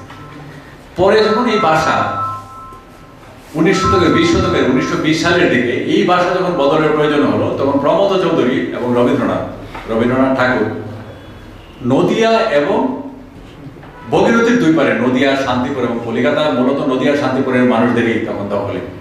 নদিয়া শান্তিপুরের যে কথ্য ভাষা ছিল, সেই ভাষাকে তারা চলিত বাংলায় পরিণত করার চেষ্টা করলেন এবং তাদের পত্রিকায়, সবুজ পত্রে শুধুমাত্র চলিত বাংলায় লেখা গল্প, প্রবন্ধ, উপন্যাস এগুলো ছাপা শুরু করলেন। এবং রবীন্দ্রনাথ তখন মহিরূহ, রবীন্দ্রনাথের সাপোর্ট থাকার কারণে ওই ফোর্ট উইলিয়াম কলেজেও বাংলা এই প্রথমবারের মতো পিছু হটলো। নদিয়া এবং শান্তিপুর এলাকার ভাষা, চলিত কথ্য ভাষা, এখন আমি যে ভাষায় কথা বলছি কিংবা আমরা যে ভাষায় সাধারণত পোশাকি ভাষায় যেটা কথা বলি, সেই ভাষা বাংলায় আবার নতুনভাবে ছড়িয়ে পড়লো। এই ভাষায় পাঠ্যপুস্তক লেখা হবে। এবারেও একই ঘটনা, বাংলাদেশের ভাষা কিংবা আসামের ভাষা কিংবা ত্রিপুরার ভাষা অবহেলিত থেকে গেল। এটা ছোট্ট অঞ্চল নদীপুর, শান্তিপুরের ভাষায় সারা দেশে ছড়িয়ে দেওয়া হলো। এই ভাষার বৈশিষ্ট্য হচ্ছে ক্রিয়াপদগুলো পরিবর্তিত হলো। যেমন আমি যদি বলি যে আমি বাড়িতে আসিয়া খাইলাম, এটা সাধু ভাষা। ক্রিয়াপদগুলো হলো আমি বাড়িতে এসে খেলাম কিংবা খেলাম। কিন্তু সংস্কৃতির যে শব্দ ভান্ডার, সেটা কিন্তু চলিত ভাষা থেকে গেল। ফলে চলিত ভাষার যে ক্রিয়ারূপ পেলাম আমি ব্যতিক্রম ধর্মী, সেটা নদিয়া শান্তিপুরের, আর শব্দ যা পেলাম সেটা হচ্ছে ওই ফোর্ট উইলিয়াম কলেজে মৃত্যুঞ্জয়ী বাংলা। ফলে আমার জন্য ভাষার আর কোনো পরিবর্তন ঘটেনি, বাংলাদেশের মানুষের জন্য ভাষার রূপ বদল আর ঘটেনি। সেই 200 বছরের পুরনো যে ধারা, সেই ধারায় রয়ে গেছে। আমি এখন আপনাদের কয়েকটি উদাহরণ পড়ে শোনাবো, দুই ভাষার পার্থক্যটা শোনাবো। এটা হরপ্রসাদ শাস্ত্রী, ভক্তিমাধব চট্টোপাধ্যায়, কলিকাতা থেকে একটা বই বেরিয়েছে, ভক্তিমাধব চট্টোপাধ্যায় আদি যুগের বাংলা গদ্য, সেখান থেকে বিভিন্ন দুইটা বই থেকে নেওয়া। আনিসুজ্জামানের পুরনো বাংলা গদ্য, হরিপ্রসাদ শাস্ত্রী, হরপ্রসাদ শাস্ত্রীর বাংলা ভাষা আর ভক্তিমালয় চট্টোপাধ্যায়ের আদি যুগের বাংলা গদ্য, এই তিনটা বই থেকে নেন। আমি একটা উদাহরণ এখন পড়ি।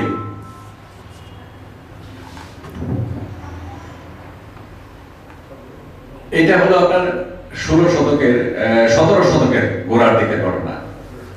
নারায়ণপুরের আরবের গোমস্তা নানির জানিয়ে চিঠি লিখছে ঢাকার কুঠিকে। লিখছে, আরব নারায়ণপুরের শ্রী বিন্দুমোহন পাতি নালিশ করিলেন, জমিদার অন্যায় করিয়া পাটটা বেশি বেশি খাজনা তাঁতির স্থানে লইতেছে। অতএব আরজ তাঁতি মজদুর আরজি সমেত চাইতেছে, জনাবে পৌঁছিয়া আরজ করিবে, তাহাতে গৌরব ফরমাইতে হুকুম হইবে, ইহা কদমে আরজ করিলাম। ইতি সন 1199, 1792 সাল, 14 দ্বিজস্বর পৌষ 2। এটা হচ্ছে একটা অফিসিয়াল চিঠি, এটা ভাষাটা আপনারা খেয়াল করেছেন নিশ্চয়ই। এরপরে একটা ব্যক্তিগত চিঠি শুনেন, সেইটা লেখা হচ্ছে আপনার 1199। সেই লেখায় একজন আরেকজনকে চিঠি লিখছে, আমি তোমার নিকট যাইতেছিলাম, নদীর বন্যাতে পার হইতে পারলাম না, যাইতে পারিলে সাক্ষাতের সকল কহিতাম। শ্রীযুত বাহরকায়ের বার বেলঘোড়া ইজারা হইয়াছে, প্রাণতুল্য দেবী প্রসাদ রায়ের খিদমত এক জায়গাতে কিংবা মোহরিগিরি খাঁ মজকুরের নিকট করিয়া দিতে হইবে। খাঁ মজকুর তোমার বশের মধ্যে বটে, বশ মানে বসে, আমি তোমার পোষ্যর মধ্যে বটি, মোহরিগিরি হয় এর একমাম করিয়া দিতে হইবে। মানে মোহরির চাকরির জন্য সে একটা চিঠি লিখেছে। এই ভাষায় 79% বাংলা, 9% সংস্কৃত, 13% আরবি ফার্সি। এইটা ছিল আমাদের প্রকৃত ভাষা। এইটার আরেকটা উদাহরণ আমি দিব আপনাদেরকে, যেটা ঢাকার একটা চিঠি। এটা এখানে আছে কিনা আমি একটু দেখি।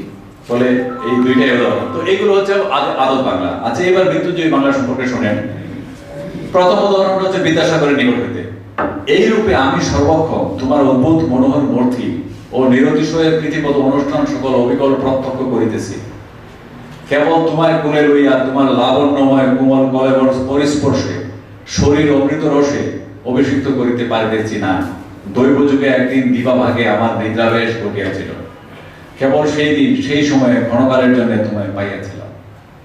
এরপরে পড়ছি বঙ্কিম রচনা বলের থেকে। সায়াহ্নকাল উপস্থিত, পশ্চিম গগনে অস্তাচলগত দিনমণির ম্লান কিরণে যে সকল মেঘ কাঞ্চন কান্তি ধারণ করিয়াছিল, তৎসহিত নীলাম্বর প্রতিবিম্ব শ্রুতশ্রুতি জলমধ্যে কম্পিত হইতেছিল। নদী পারস্থিত উচ্চ অট্টালিকা এবং দীর্ঘ দুর্বর সকল বিমল আকাশ পটে চিত্রবৎ দেখাইতেছিল। দুর্গ মধ্যে ময়ূর সারসাদি কারণাদি পক্ষীগণ প্রফুল্ল চিত্তে রব করিতেছিল। কোথাও রজনীর উদয়ে নিরান্নসে ব্যস্ত বিহঙ্গম নীলাম্বর তলে বিনা শব্দে উড়িতেছিল। এটাতে প্রায় বাংলা শব্দ নাই, এটার বেশিরভাগ শব্দই সংস্কৃত। হয়তো 2-4-10টা বাংলা শব্দ থাকতে পারে, বেশিরভাগ শব্দই সংস্কৃত। এইবার আমি 17 শতকের একটা কবিতা থেকে উদাহরণ দিই, যেটাকে বলছি আদর বাংলা। হরপ্রসাদ শাস্ত্রী যেটাকে বলছেন বিষয়ী লোকের বাংলা, মূল বাংলা। এটা আপনারা একটু মন দিয়ে শুনবেন। এটা লিখেছেন হচ্ছে, এটাকে বলছে মুসলমানের বাংলা। কেতাব করিল মর্দ ফার্সি জবানে, ফার্সি লোক যারা তার খুশি হালে শুনে, বাঙ্গালার লোক সবে নাহি জানে বেদ, যে কেহ শুনিলে তার দেলে করে খেত। এই খাতিরে ফকিরে হইল সব, আফসোস না করে যেন বাঙ্গালার লোক। চলিত বাঙ্গালায় খিচ্ছা পরিণত ইয়ার, সকলে বুঝিবে ভাই কারণে ইহার। আসল বাঙ্গালা লোকে বুঝিতে না পারে, এই খাতিরে না লেগিলাম শুনো বেড়া ধরে। এটা 8টা লাইনের মধ্যে একটা কবিতা, 10টা লাইনের কয়েকটা কথা বলেছেন। এটা হচ্ছে একটা ফার্সি ভাষায় একটা কাব্য লেখা হয়েছিল, চাহার দরবেশ। এটা চাহার দরবেশ থেকে আমি পড়েছি। চাহার দরবেশের এই 10টা লাইন পড়লাম। এখানে দুইটা গুরুত্বপূর্ণ কথা আছে। একটা হচ্ছে যে ফার্সি ভাষায় লোক বুঝতে পারে না, ফার্সি ভাষায় বাঙালি মুসলমান বুঝতে পারে না, বাঙালি হিন্দু বুঝতে পারে না। সেজন্য সে বাংলায় এই কবিতাটা অনুবাদ করেছে। কোন বাংলায় করেছে? সে বলছে চলিত ভাষায় কিচ্ছা পরিণত হইয়া। চলিত ভাষা মানে হচ্ছে মুখের ভাষা, মুখের ভাষায় কিচ্ছাটা তৈরি করেছে। এটা লেখা হচ্ছে 1850-এর দিকে। আজানের সময় কি বলতে থাকবে, কি বলে ফেলবো? আচ্ছা, ভিতরে আছে, অসুবিধা নেই। আচ্ছা, সমস্যা নেই তো না? আচ্ছা, চলিত বাংলায় কিচ্ছা পরিণত হয়, মানে এইটাই হচ্ছে আসল ভাষা, এটাই হচ্ছে বাঙালির মুখের ভাষা, এটা হচ্ছে বাঙালির সমাজের ভাষা। তারপরে সে আরেকটা মারাত্মক কথা বলেছে, আসল বাংলা লোকে বুঝিতে না পারে। এই কথার কি অর্থ হতে পারে? আসল বাংলা কোন জিনিস যেটা মানুষ বুঝতে পারে না? তাহলে সেটাকে আমার ভাষা, সেটাকে বাংলাদেশের ভাষা, যে বাংলাদেশের মানুষ আসল বাংলা বুঝতে পারবে না। এটাই হচ্ছে মৃত্যুঞ্জয়ী বাংলা। কিছুক্ষণ আগে দুইটা উদাহরণ আমি যেটা পড়বো, সেই ভাষা লোকে বুঝতে পারে না, আসল বাংলা লোকে বুঝতে না পারে। এই কাতারে না লিখিলাম যে ভাই বেড়াদরে বুঝতে, আসল বাংলা মানুষ বুঝতে পারে না বলে সে চলিত বাংলায় কিচ্ছা তৈরি করেছে। অত্যন্ত দুঃখজনক যে এই চলিত বাংলাকে মুসলমানি বাংলা বলে কোণঠাসা করে আলাদা করে ফেলে রাখা হয়েছিল এবং স্কুল কলেজে পড়তে দেওয়া হয়নি। এটা কিন্তু 18 শতকের ঘটনা। 19 শতকে 1947 সালে 1950 সালে এসে একই ঘটনা ঘটেছে। ডক্টর আনিসুজ্জামান, আহমদ শরীফ, আনিসুজ্জামান আমার শিক্ষক, তার প্রতি শ্রদ্ধা রেখে বলি, হুমায়ুন আজাদ, ডক্টর দিন মোহাম্মদ আলী হাসান, এরা সবাই বলেছেন যে এটা হচ্ছে মুসলমানি বাংলা, এটা পড়ার প্রয়োজন নেই, পাঠ্য করার প্রয়োজন নেই। এটা এখনো আমাদের কাছে স্বতন্ত্র পাঠ্য বই হয়ে উঠতে পারেনি। এগুলো হচ্ছে একসাথে একটা গ্রুপ হিসেবে আমরা পড়ি। মধ্যযুগের বাংলা সাহিত্য, মুসলমানি বাংলার সাহিত্য, এই নামে আমরা পড়ি এটা। এখন আমি যে উদাহরণগুলো আপনাদের সামনে দিলাম, যে মুসলমানি বাংলায় 79% বাংলা শব্দ, 9% সংস্কৃত শব্দ, 13% আরবি ফার্সি শব্দ। আর বঙ্কিমচন্দ্রের বাংলায় যেটা পড়লাম সেটাতে প্রায় 80% সংস্কৃত শব্দ, 20% বাংলা শব্দ। ঈশ্বরচন্দ্র বিদ্যাসাগরের লেখায় পড়লাম 60% হচ্ছে সংস্কৃত বাংলা শব্দ, 40%-এর মতো সংস্কৃত শব্দ, কোনো আরবি ফার্সি শব্দ নেই, যেহেতু ভাষাটা কৃত্রিম। আরবি ফার্সি শব্দ আগেই বর্জন করা হয়েছিল। আমার বক্তব্য হচ্ছে আরবি ফার্সি শব্দকে আরবি ফার্সি গণ্য করার সুযোগ নাই, এটি বাংলা শব্দ, যেমন সংস্কৃত শব্দ বাংলা শব্দ। কারণ শত শত বছরের ব্যবহারের মধ্য দিয়ে এই ভাষা গড়ে উঠেছে। ভাষা হচ্ছে সেই জিনিস যে 10টা লোক কিংবা 20টা লোক কিংবা 10 লাখ লোক মিলে ঐকমত্যের ভিত্তিতে একটা নির্দিষ্ট শব্দকে একটা নির্দিষ্ট অর্থ বোঝানোর জন্য স্থির করেছে। আমরা সবাই মিলে ঠিক করেছি যে এটাকে চেয়ার বলবো, এটাকে টেবিল বলবো, এটাকে ঘর বলবো। সেই কারণে আমরা এটাকে ঘর বলি। ঘর বললে আমরা সবাই বুঝতে পারি।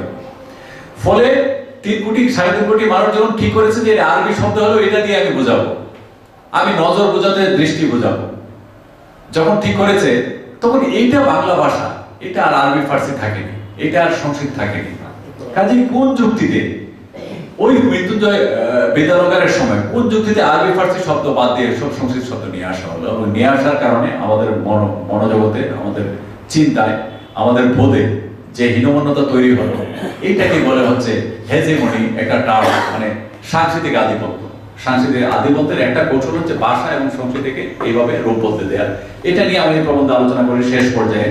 আমি শেষের অংশ বিশেষ শুধু আলোচনা করতে চাই যে ভাষার রূপ বদল, এর জন্য নতুন ধরনের পাঠ্যপুস্তকের জন্য, নতুন ধরনের স্কুলিং এর জন্য আমাদের বাঙালি জাতির মনস্তত্ত্বে কি ক্ষতিগুলো হয়েছে, 5টা পয়েন্ট আমি এখানে একটু কথা বলবো।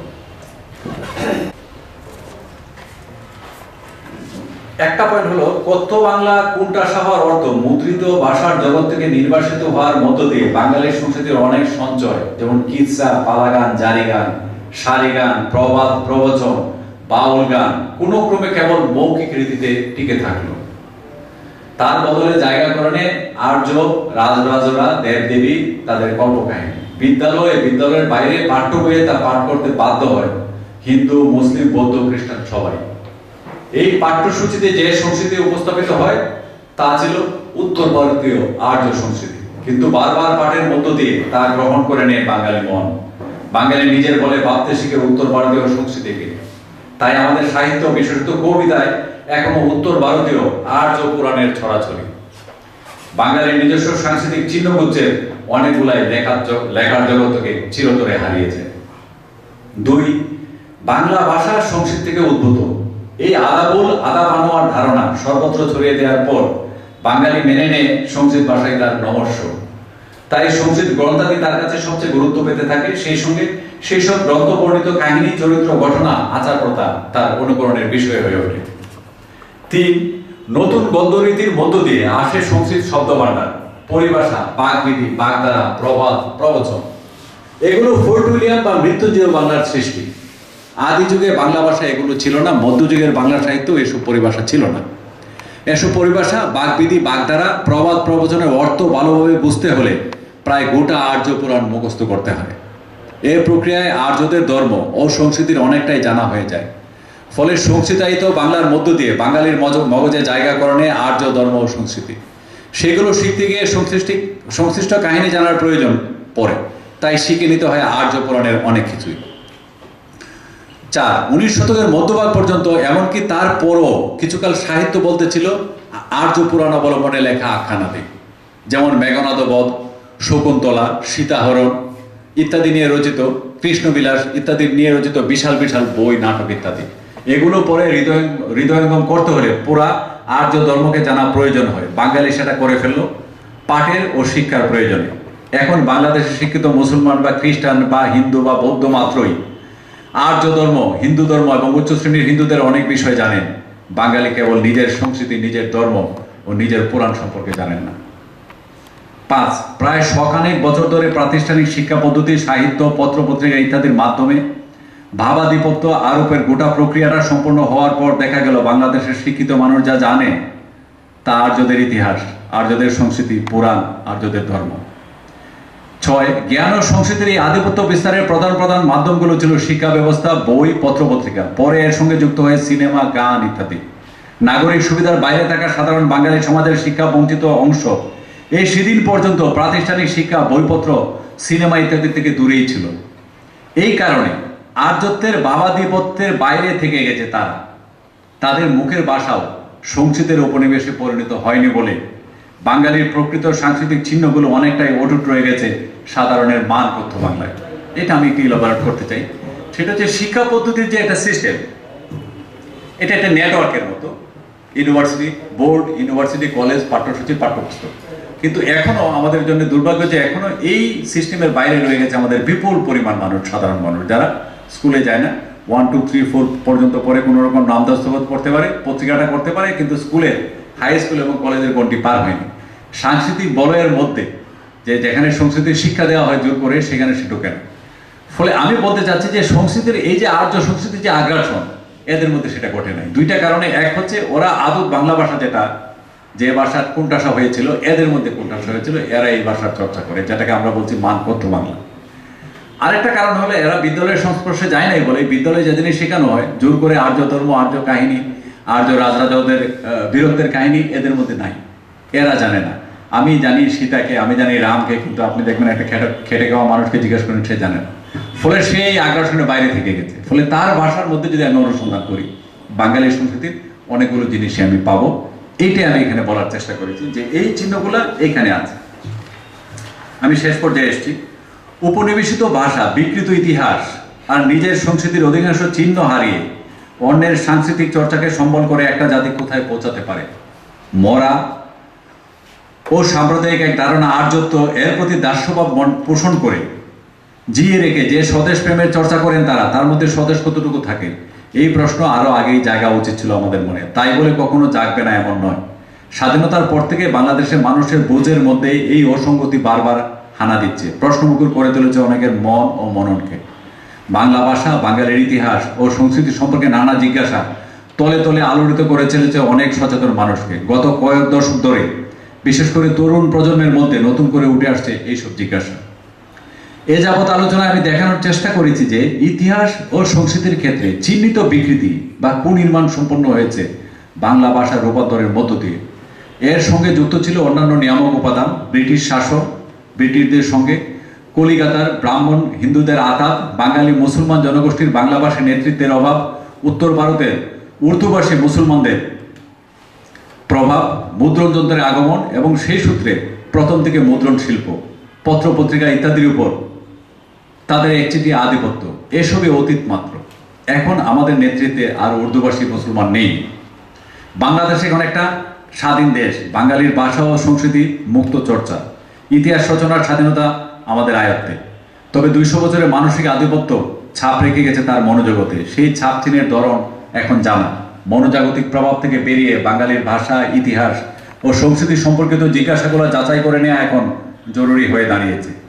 আর যেহেতু ব্যত্যয়ের সূচনা হয়েছিল ভাষার বিকৃতির মধ্যে, তাই ভাষার ব্যত্যয়গুলো চিহ্নিত করার মধ্য দিয়ে সূচিত হতে পারে আধিপত্য মুক্ত, ধর্ম ও শ্রেণী প্রভাববিহীন স্বাধীন বুদ্ধিবৃত্তিক ও সাংস্কৃতিক চর্চা। এক্ষেত্রে মুখের ভাষা, বিশেষ করে মান কথ্য বাংলা, বাঙালির সংস্কৃতি চর্চার শুরুতে দাঁড়াবার মূল জায়গায় হয়ে উঠতে পারে। 19 শতকের সূচনায় উপনিবেশিক প্রশাসকদের ছত্রছায়ায় বাংলার সংস্কৃতায়নের মধ্য দিয়ে বাংলা ভাষা থেকে যা হারিয়ে গিয়েছিল তার অনেক কিছুই সঞ্চিত রয়ে গেছে আমাদের মুখের ভাষায়। তাই প্রথমে দরকার তথাকথিত প্রমিত বাংলা, অর্থাৎ নদিয়া শান্তিপুর এর কথ্য বাংলার লিখিত রূপ চলিত ভাষার পরিবর্তে বাংলাদেশের মান কথ্য বাংলাকে আবেগ, ভাব ও চিন্তার ও কথ্য লেখ উভয় রূপের বাহন করা। এটুকু করতে পারলে আমাদের মায়ের ভাষা অর্থাৎ বাংলাদেশের মান কথ্য বাংলায় সঠিক পথের নিশানা দেখাবে। এটা আমার প্রবন্ধের শেষ। আমি যেটা বলতে চেয়েছি যে যেহেতু আমি মনে করছি মান কথ্য বাংলা যেটা, সেটাই আমাদের সংস্কৃতির চিহ্নগুলো রয়ে গেছে এবং ওই সংস্কৃতের আগ্রাসন উত্তর ভারতীয় আগ্রাসনের বাইরে ছিল, ফলে ওই মান কথ্য বাংলায় আমাদের ইতিহাসের অনেক কিছু রয়ে গেছে। এই মান কথ্য বাংলা সম্পর্কে আমি আপনাদের একটু ধারণা দিই। মান কথ্য বাংলা বলতে আমি বুঝিয়েছি যে বিভিন্ন অঞ্চলের লোক যখন একসাথে হয় তারা যে ভাষায় কথা বলে সেটা হচ্ছে সেই হরপ্রসাদ শাস্ত্রী বিষয় লোকের ভাষা, মুখে মুখে এই পর্যন্ত চলে এসছে। সেটা চিটাগাংয়ের লোক, রংপুরের লোক, সিলেটের লোক এবং যশোরের লোক, চারজন একসাথে থাকলো ইউনিভার্সিটিতে। এরা কেউই কিন্তু সিলেটের ভাষায় কথা বলে না, রংপুরের ভাষায় কথা বলে না, যশোর ভাষায় কথা বলে না। এরা কথা বলে একটা কথ্য বাংলায়, এটা স্ট্যান্ডার্ড কথ্য বাংলা যেটা 200, 300, 400, 500 বছর ধরে চলে এসছে।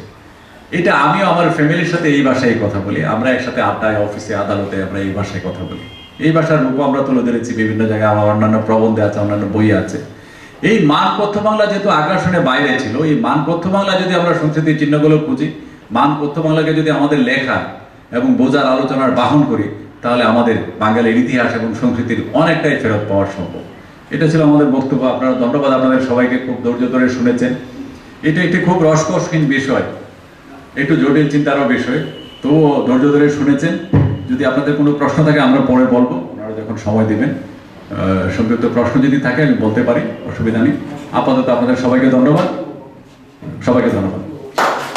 ক্ষমা করবেন, মানে আমি যেটা মনে করি, আমি যেটা ভাবছি, আপনার কথা শুনে শুনে যেটা ভাবছিলাম আর কি, যে আমরা তো একটা কিছুকে স্ট্যান্ডার্ড দাঁড় করাতেই হতো। আমরা যেহেতু আমরা এত অঞ্চলের ভাষা নিয়ে তো সবসময় সব একটা মনে করুন আমাদের শিক্ষা ব্যবস্থায় বা আমাদের স্কুল সিস্টেমে আমরা যদি চিটাগংয়ের ভাষা, সিলেটের ভাষা কিংবা অন্যান্য অঞ্চলের ভাষাকে যদি আমরা এক জায়গায় সমন্বিত করতে চাই, সেটা তো হবে না। আমাদের কোনো একটা ভাষাকে তো স্ট্যান্ডার্ড করে নিতে হবে। যেটা আপনি একটু আগে বলেছিলেন যে রবীন্দ্রনাথরা যেটা করেছিলেন, তারা অল্প একটু জায়গার ভাষাটাকে নিয়ে পুরো আমাদেরকে এখন আমরা ওই ভাষাটাই ব্যবহার করে যাচ্ছি, কিন্তু কোনো একটা জায়গাটাকে তো আমাদের স্ট্যান্ডার্ড করে নিতেই হতো। এই বিবর্তনকে বাংলায় 2-3টা স্তর দিয়ে চিহ্নিত করা হয়েছে। মাগধ প্রাকৃত, মাগধ প্রাকৃত, পরবর্তীতে মাগধী অপভ্রংশ হয়। আপনি যে প্রশ্নটা করেছেন মাগধী অপভ্রংশ, মাগধী অপভ্রংশ থেকে বাংলায় এসছে বলে ধারণা করেছেন সুকুমার সেনেরা। কিন্তু ডক্টর মোহাম্মদ শহীদুল্লাহ দেখিয়েছেন যে না, মাগধী প্রাকৃত যেটা সেটা মগধ অঞ্চল, নালন্দা এবং বিহারের অংশ বিশেষ। কিন্তু এই বাংলায় গৌরী প্রাকৃত বলে একটা প্রাকৃত চালু ছিল। ব্যাকরণিক দণ্ডির ব্যাকরণে 6ষ্ঠ শতকে যে ব্যাকরণ লিখেছেন দণ্ডী, সেখানে গৌরী প্রাকৃত নামে একটা আছে। আমি নিজেও দেখেছি, আমি নিজেও পড়েছি গৌরী দণ্ডির ব্যাকরণ। সেই দণ্ডির ব্যাকরণে, তারপর কাব্যালঙ্কারে, কাব্যাদর্শে গৌরী প্রাকৃত নামে আলাদা একটা প্রাকৃতের উল্লেখ আছে। ফলে আমরা বিশ্বাস করি যে গৌরব প্রাকৃত থেকে গৌরী অপভ্রংশ, এবং সেখান থেকে চর্যাপদের প্রত্ন বাংলা যেটা সেখানে আসছে। আসার পর বিপুল পরিমাণ মুসলমান এখানে ঢুকেছে, ফলে তাদের আরবি ফার্সি এবং চর্যাপদের প্রত্ন বাংলা, এই দুইটার মিশেলের যে বিকশিত রূপ, সেটা হচ্ছে আমার বাংলা ভাষা। আমি জানি না আমি আপনাকে বোঝাতে পেরেছি কিনা, তা জানতে চেয়েছিলেন। ঠিক আছে, আর কেউ কিছু বলবেন? আমার দুই একটা ব্যাপারে আপনার সাথে আমি জানতে চাচ্ছি না, তবে আপনার সাথে একটু মতামত জানতে চাচ্ছি। যেটি আপনি প্রবন্ধের মধ্যে উল্লেখ করেছেন, এক জায়গায় একটি ইঙ্গিত দিয়েছেন। আর এই যে প্রবন্ধে আপনার বিশাল চিন্তা উদ্যোগকারী একটা অনেক চিন্তার বিষয় আছে, খোরাকের বিষয় আছে, আপনার খোরাক আছে। ধন্যবাদ আপনাকে, ধন্যবাদ। আপনার লেখা পড়ে আমি ব্যক্তিগতভাবে বিদ্ধ হয়েছি। আমার যে জিনিসটা আপনার সাথে মতামত জানার কথা, সেটা হলো যে চলিত বাংলা নামে একটু আগে চন্দ্রবাই যে প্রশ্ন করেছে, চলিত বাংলা নামে যে বাংলাটা, দুই বাংলায় আজকে, দুই বাংলায় কেন, বাংলাদেশ, পশ্চিমবাংলা, ত্রিপুরা, একাংশ দুর্দম প্রতাপে এটা চালিয়ে যাচ্ছে তারা। এবং আমরা যারা নিজেদেরকে শিক্ষিত মনে করি, আমাদের লেখালেখিতে, বক্তব্যে আমরা এই বাংলাটি ব্যবহার করছি, একদম নির্দ্বিধায় ব্যবহার করেই যাচ্ছি। আমাদের পত্রপত্রিকাগুলো, আমাদের দেশের পত্রপত্রিকাগুলোর অধিকাংশ পত্রিকা আমি যতদূর জানি সবগুলো ভর্তুকি চলিত বাংলা লিখছে। দু একটা ভর্তুকি হয়তো সম্পাদকীয় ইত্তেফাক পদের সম্পাদকীয় সাধু বাংলায় লিখে লিখে। পশ্চিমবাংলায় আমি গত 2 বছরে প্রায় 5 বার গিয়েছি কলকাতায়। সেখানে বাংলা ভাষার যে অবস্থাটা আমি দেখেছি, উর্দু মিশ্রিত উত্তর ভারতের বিহারি বাংলা ভাষা মিশ্রিত এক ধরনের বাংলা তরুণরা ব্যবহার করছে অথবা ইংরেজি ব্যবহার করছে, নট আসল বাংলা। আসল বাংলা আমাদের এখানে যে বাংলাটা গড়ে উঠছে, বিকশিত হচ্ছে স্বাধীনতা মুক্তিযুদ্ধ পরবর্তীকালে যে বাংলা ভাষা বিকশিত হচ্ছে, আমার ব্যক্তিগত ধারণা, বাংলা ভাষা সাহিত্যের শিক্ষক হিসেবে আমার ব্যক্তিগত ধারণা যে আমাদের এখানে আমাদের এই অঞ্চলে একটা সমৃদ্ধ ভাষা বিকশিত হচ্ছে, যেটা ইচ্ছা করলে পশ্চিমবাংলায় যে প্রচলিত যে চলিত বাংলা, নদিয়া শান্তিপুরের যে বাংলা ভাষাটা সমগ্র বাংলাদেশ ব্যাপী গিয়ে এটাকে কি আমরা প্রতিনিধিত্ব করতে পারি না আমাদের ভাষা দিয়ে? অথবা এটা কি এমন হতে পারে, আমি এই কথাটাই বলেছি, এটা কি এমন হতে পারে যে 1952 সালে পাকিস্তানিদের বিরুদ্ধে আমাদের এদেশের মানুষ রক্ত দিয়ে বাংলা ভাষার স্বাতন্ত্র্যটা রক্ষা করেছে, একটা ভাষা বিপ্লব হয়েছে, একটা ভাষা বিদ্রোহ হয়েছে, ভাষা আন্দোলন হয়েছে, এটা কি এমন হতে পারে অদূরবর্তীকালে বা সুদূরবর্তীকালে এই বাংলা ভাষা, এই বাংলাদেশে কি আরেকটা ভাষা বিপ্লব আসন্ন হয়ে আসছে?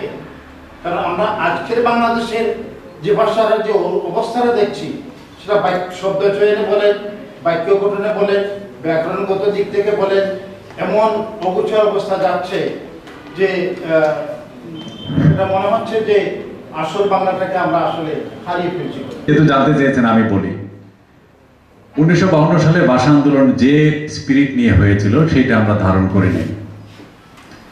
71 সালের পরে বাংলা ভাষার প্রতি আমাদের মমত্ব, আমাদের দায়িত্ববোধ অনেক কমেছে। এটার একটা কারণ আছে, কারণ আমরা পাকিস্তান শাসনের পরের শাসনে ছিলাম, ফলে আমাদের মধ্যে সবসময় একটা লড়াইয়ের স্পিরিট কাজ করত। লড়াইয়ের স্পিরিট কাজ করার জন্য বাঙালি সংস্কৃতি যতগুলো চিহ্ন ছিল সেগুলো নিয়ে আমরা লড়াই করতাম। ভাষা হচ্ছে তার মধ্যে সবচেয়ে বড় একটা চিহ্ন। ভাষা, এই শাড়ি পরা, পায়জামা পাঞ্জাবি পরা, আমি আনিস স্যারকে দেখেছি সারা জীবন পায়জামা পাঞ্জাবি পরেছেন, এখন এগুলো লুপ্ত হয়ে গেছে। কারণ যখন আমি স্বাধীন হয়েছে দেখেন আমার কোনো বিরোধী পক্ষ নেই, আমি তখন রিল্যাক্স করছি, চেয়ারে বসে আছি, ঘুমাচ্ছি, খাচ্ছি, যাচ্ছি, কেন আমার শত্রু নেই। এর ফলে যেটা হয়েছে বাংলা ভাষার উপর আঘাতগুলো এসছে বেশি। আমি আপনাকে যেটা, এইটা হলো আপনার প্রশ্নের একটা দিক। আরেকটা দিক হচ্ছে আমি বলেছি আমার এই প্রবন্ধটার পরে আরেকটা প্রবন্ধ আমি লিখেছি যে আমি মনে করি যে বাংলাদেশের মান কথ্য বাংলা যেটা আছে সেই ভাষাটা আমাদের লেখায় আসা উচিত। সেই ভাষাটা হচ্ছে আমাদের বাংলাদেশের ভাষা, বাংলার ভাষা এবং অরিজিনাল বাংলা, সেটা ক্রিয়াবোধগুলো একটু চলিত বাংলা থেকে একটু ভিন্ন। যেমন আমরা একসাথে দেখা হলে বলে যে আমরা আসতেছি, যাইতেছি, খাইতেছি, বলে কি দোস্ত কেমন আছো, এই যে ল্যাঙ্গুয়েজটা আছে এই ল্যাঙ্গুয়েজটা অনেক বেশি খাঁটি বাংলা। আর শান্তিপুর এবং নদিয়ার যে কথ্য বাংলা সেটা প্রায় 200-250 বছর আগে কিছুটা বিকৃত হয়ে সরে গিয়েছিল। আমার ওই প্রবন্ধে আমি ব্যাকরণ সহ উল্লেখ করেছি। এখানে আপনি দেখবেন যারা অযথা ওকার দিয়ে শব্দ বানায়, যেমন খাইলাম শব্দটা খাইলামই থাকার কথা, আমাদের এখানে খাইলামই আছে। বাংলায় মধ্যযুগের বাংলা ছিল খাইলাম, এইটা এরা বানিয়েছে খেলো। রাইত এরা বানিয়েছে রেতে। একেবারেই এরা বেশ দূরে সরে যাচ্ছে বাংলা থেকে, কিন্তু খুব দুঃখজনক ভাবে এদেরই দূরে সরে যাওয়া বাংলায় এখন আমাদের মান বাংলা হিসেবে টিকে আছে।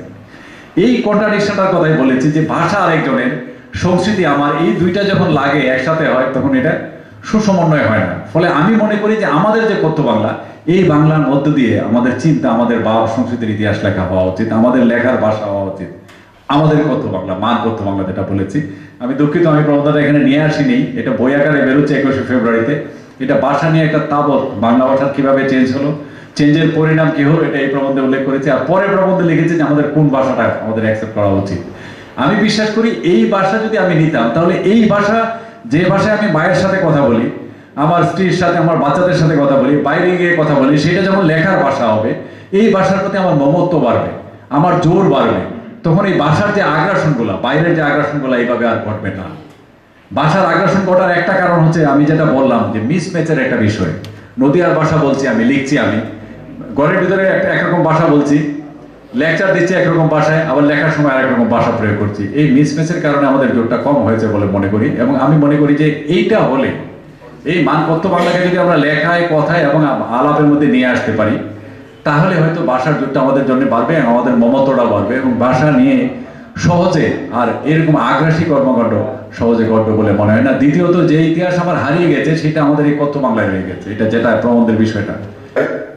সংক্ষিপ্ত আকারে তার গোটা প্রবন্ধের বিষয় বা লেখক সম্পর্কে একটা সংক্ষিপ্ত দিয়ে শেষ করবেন ডক্টর আবুল ফতেহ ফাত্তা। আর আমি এই আয়োজকদের মধ্য থেকে, একজন পক্ষ থেকে আপনাদের সকলকে আবারও ধন্যবাদ জানাচ্ছি। আন্তরিকতার সাথে আপনারা এখানে বসে শ্রবণ করছেন ধৈর্যের সাথে।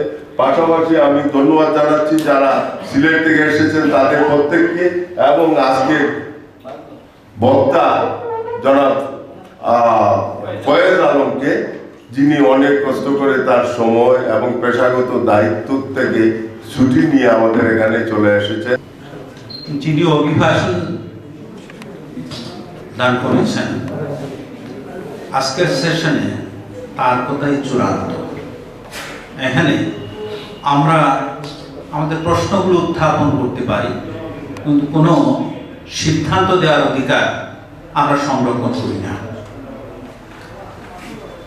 একক বক্তৃতার এটা একটা সাধারণ বৈশিষ্ট্য, এবং এটা আমাদের মানাটা একটা সাংস্কৃতিক বৈশিষ্ট্যের পরিচায়ক।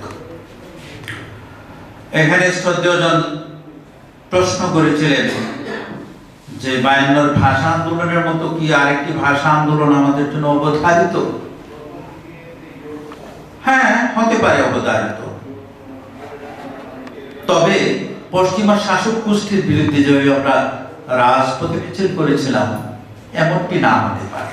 সেটা বুদ্ধিবৃত্তিক হতে পারে, নিয়মতান্ত্রিক হতে পারে, এবং সেই বুদ্ধিবৃত্তিক চর্চার মাধ্যমে, লেখনীর মাধ্যমে, পঠন পাঠনের মাধ্যমে, কিংবা সেই বিদ্যায়তনিক চর্চায় সেটার পরিবর্তন হয়তো আমাদের দ্বারা সম্ভবপর হতে পারে, এবং এটা এসেনশিয়াল।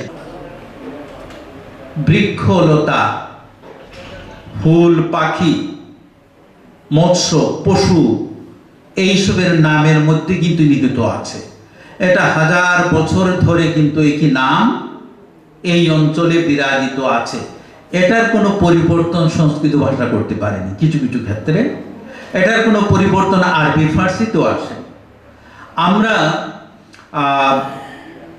যারা ফয়েজ আলম ঔপনিবেশিক আগ্রাসনের কথা বলছেন, সাংস্কৃতিক আগ্রাসনের কথা বলছেন, সাংস্কৃতিক আগ্রাসন কিভাবে হয়েছে তার গতি প্রকৃতি সম্পর্কে তিনি অনেক এক্সাম্পল দিয়েছেন। আমি 3 পৃষ্ঠা নোট নিয়েছি তার।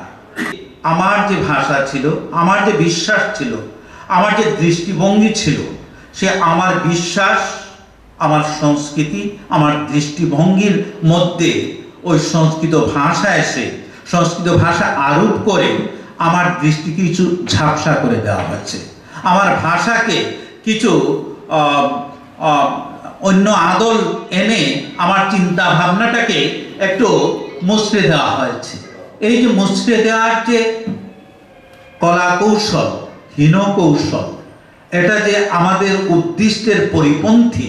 আমরা অভিষ্টে যাচ্ছি, কিন্তু অভিষ্টে যাওয়ার মধ্যখানে যে এই কাজগুলো যারা সুকৌশলে করে ফেললেন, এবং করার ফলে আমরা যে স্থির লক্ষ্যে অগ্রসরমান ছিলাম, সেই স্থির লক্ষ্য থেকে আমরা কিছুটা ফিরে গেলাম, আনমনা হলাম। এই যে আনমনা ভাবটা এখন পর্যন্ত ব্রিটিশরা যাওয়ার পরেও মনোজাগতিক ভাবে আমরা সেটা বহন করে চলেছি। আমি যদি সহজ এক্সাম্পল দিই, ক্ষমা করবেন, বাঙালি চেতনা, বাঙালির যে উদ্যোক্ত, বাঙালির যে দেশ চেতনা, বাঙালিদের আত্মপরিচয়ের যে সক্ষমতা, এই সমস্ত কিছুর মূলে কিন্তু এই ধরনের চিন্তা রাশি আমাদের প্রত্যেকটা মাধ্যমে অবস্ট্রাগল হয়ে দাঁড়িয়েছে। এই প্রতিবন্ধকগুলো দূর করার ক্ষেত্রে আমাদেরকে একটু ফিরে যেতে হবে আত্মন্বেষায়, আত্ম আবিষ্কার। আর আত্ম আবিষ্কারের শ্যাম দৃষ্টিতে প্রশ্ন উত্থাপিত হয়েছে যে আমরা কোথায় যাব, আমাদের অস্তিত্ব কোথায়। 2-3টি এক্সাম্পল দিয়ে সেটা দেখানোর চেষ্টা করেন একটি প্রবন্ধে। এর বেশি বুধ এক্সাম্পল আনাটা খুব কষ্টকর। বৈজ্ঞানিক একটা পারপর্য আছে, একটা বিজ্ঞান চেতনা আছে।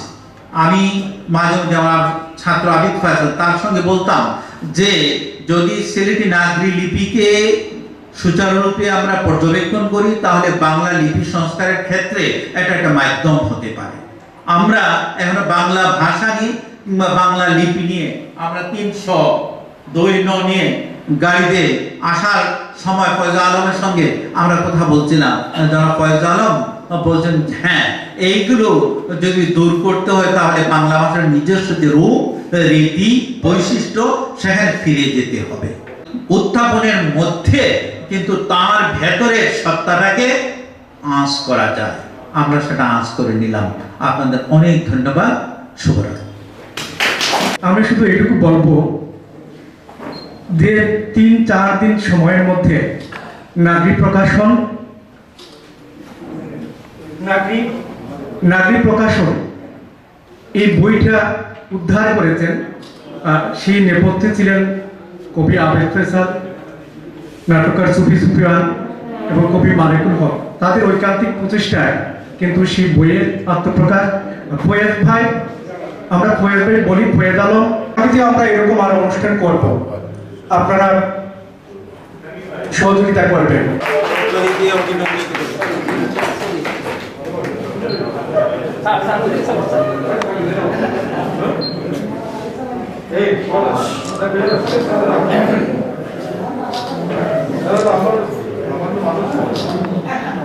আমাদের আশান্বিত করছে আগামীতে আমাদের পরিচালনা নতুন পথে অগ্রসর হওয়ার প্রত্যাশা।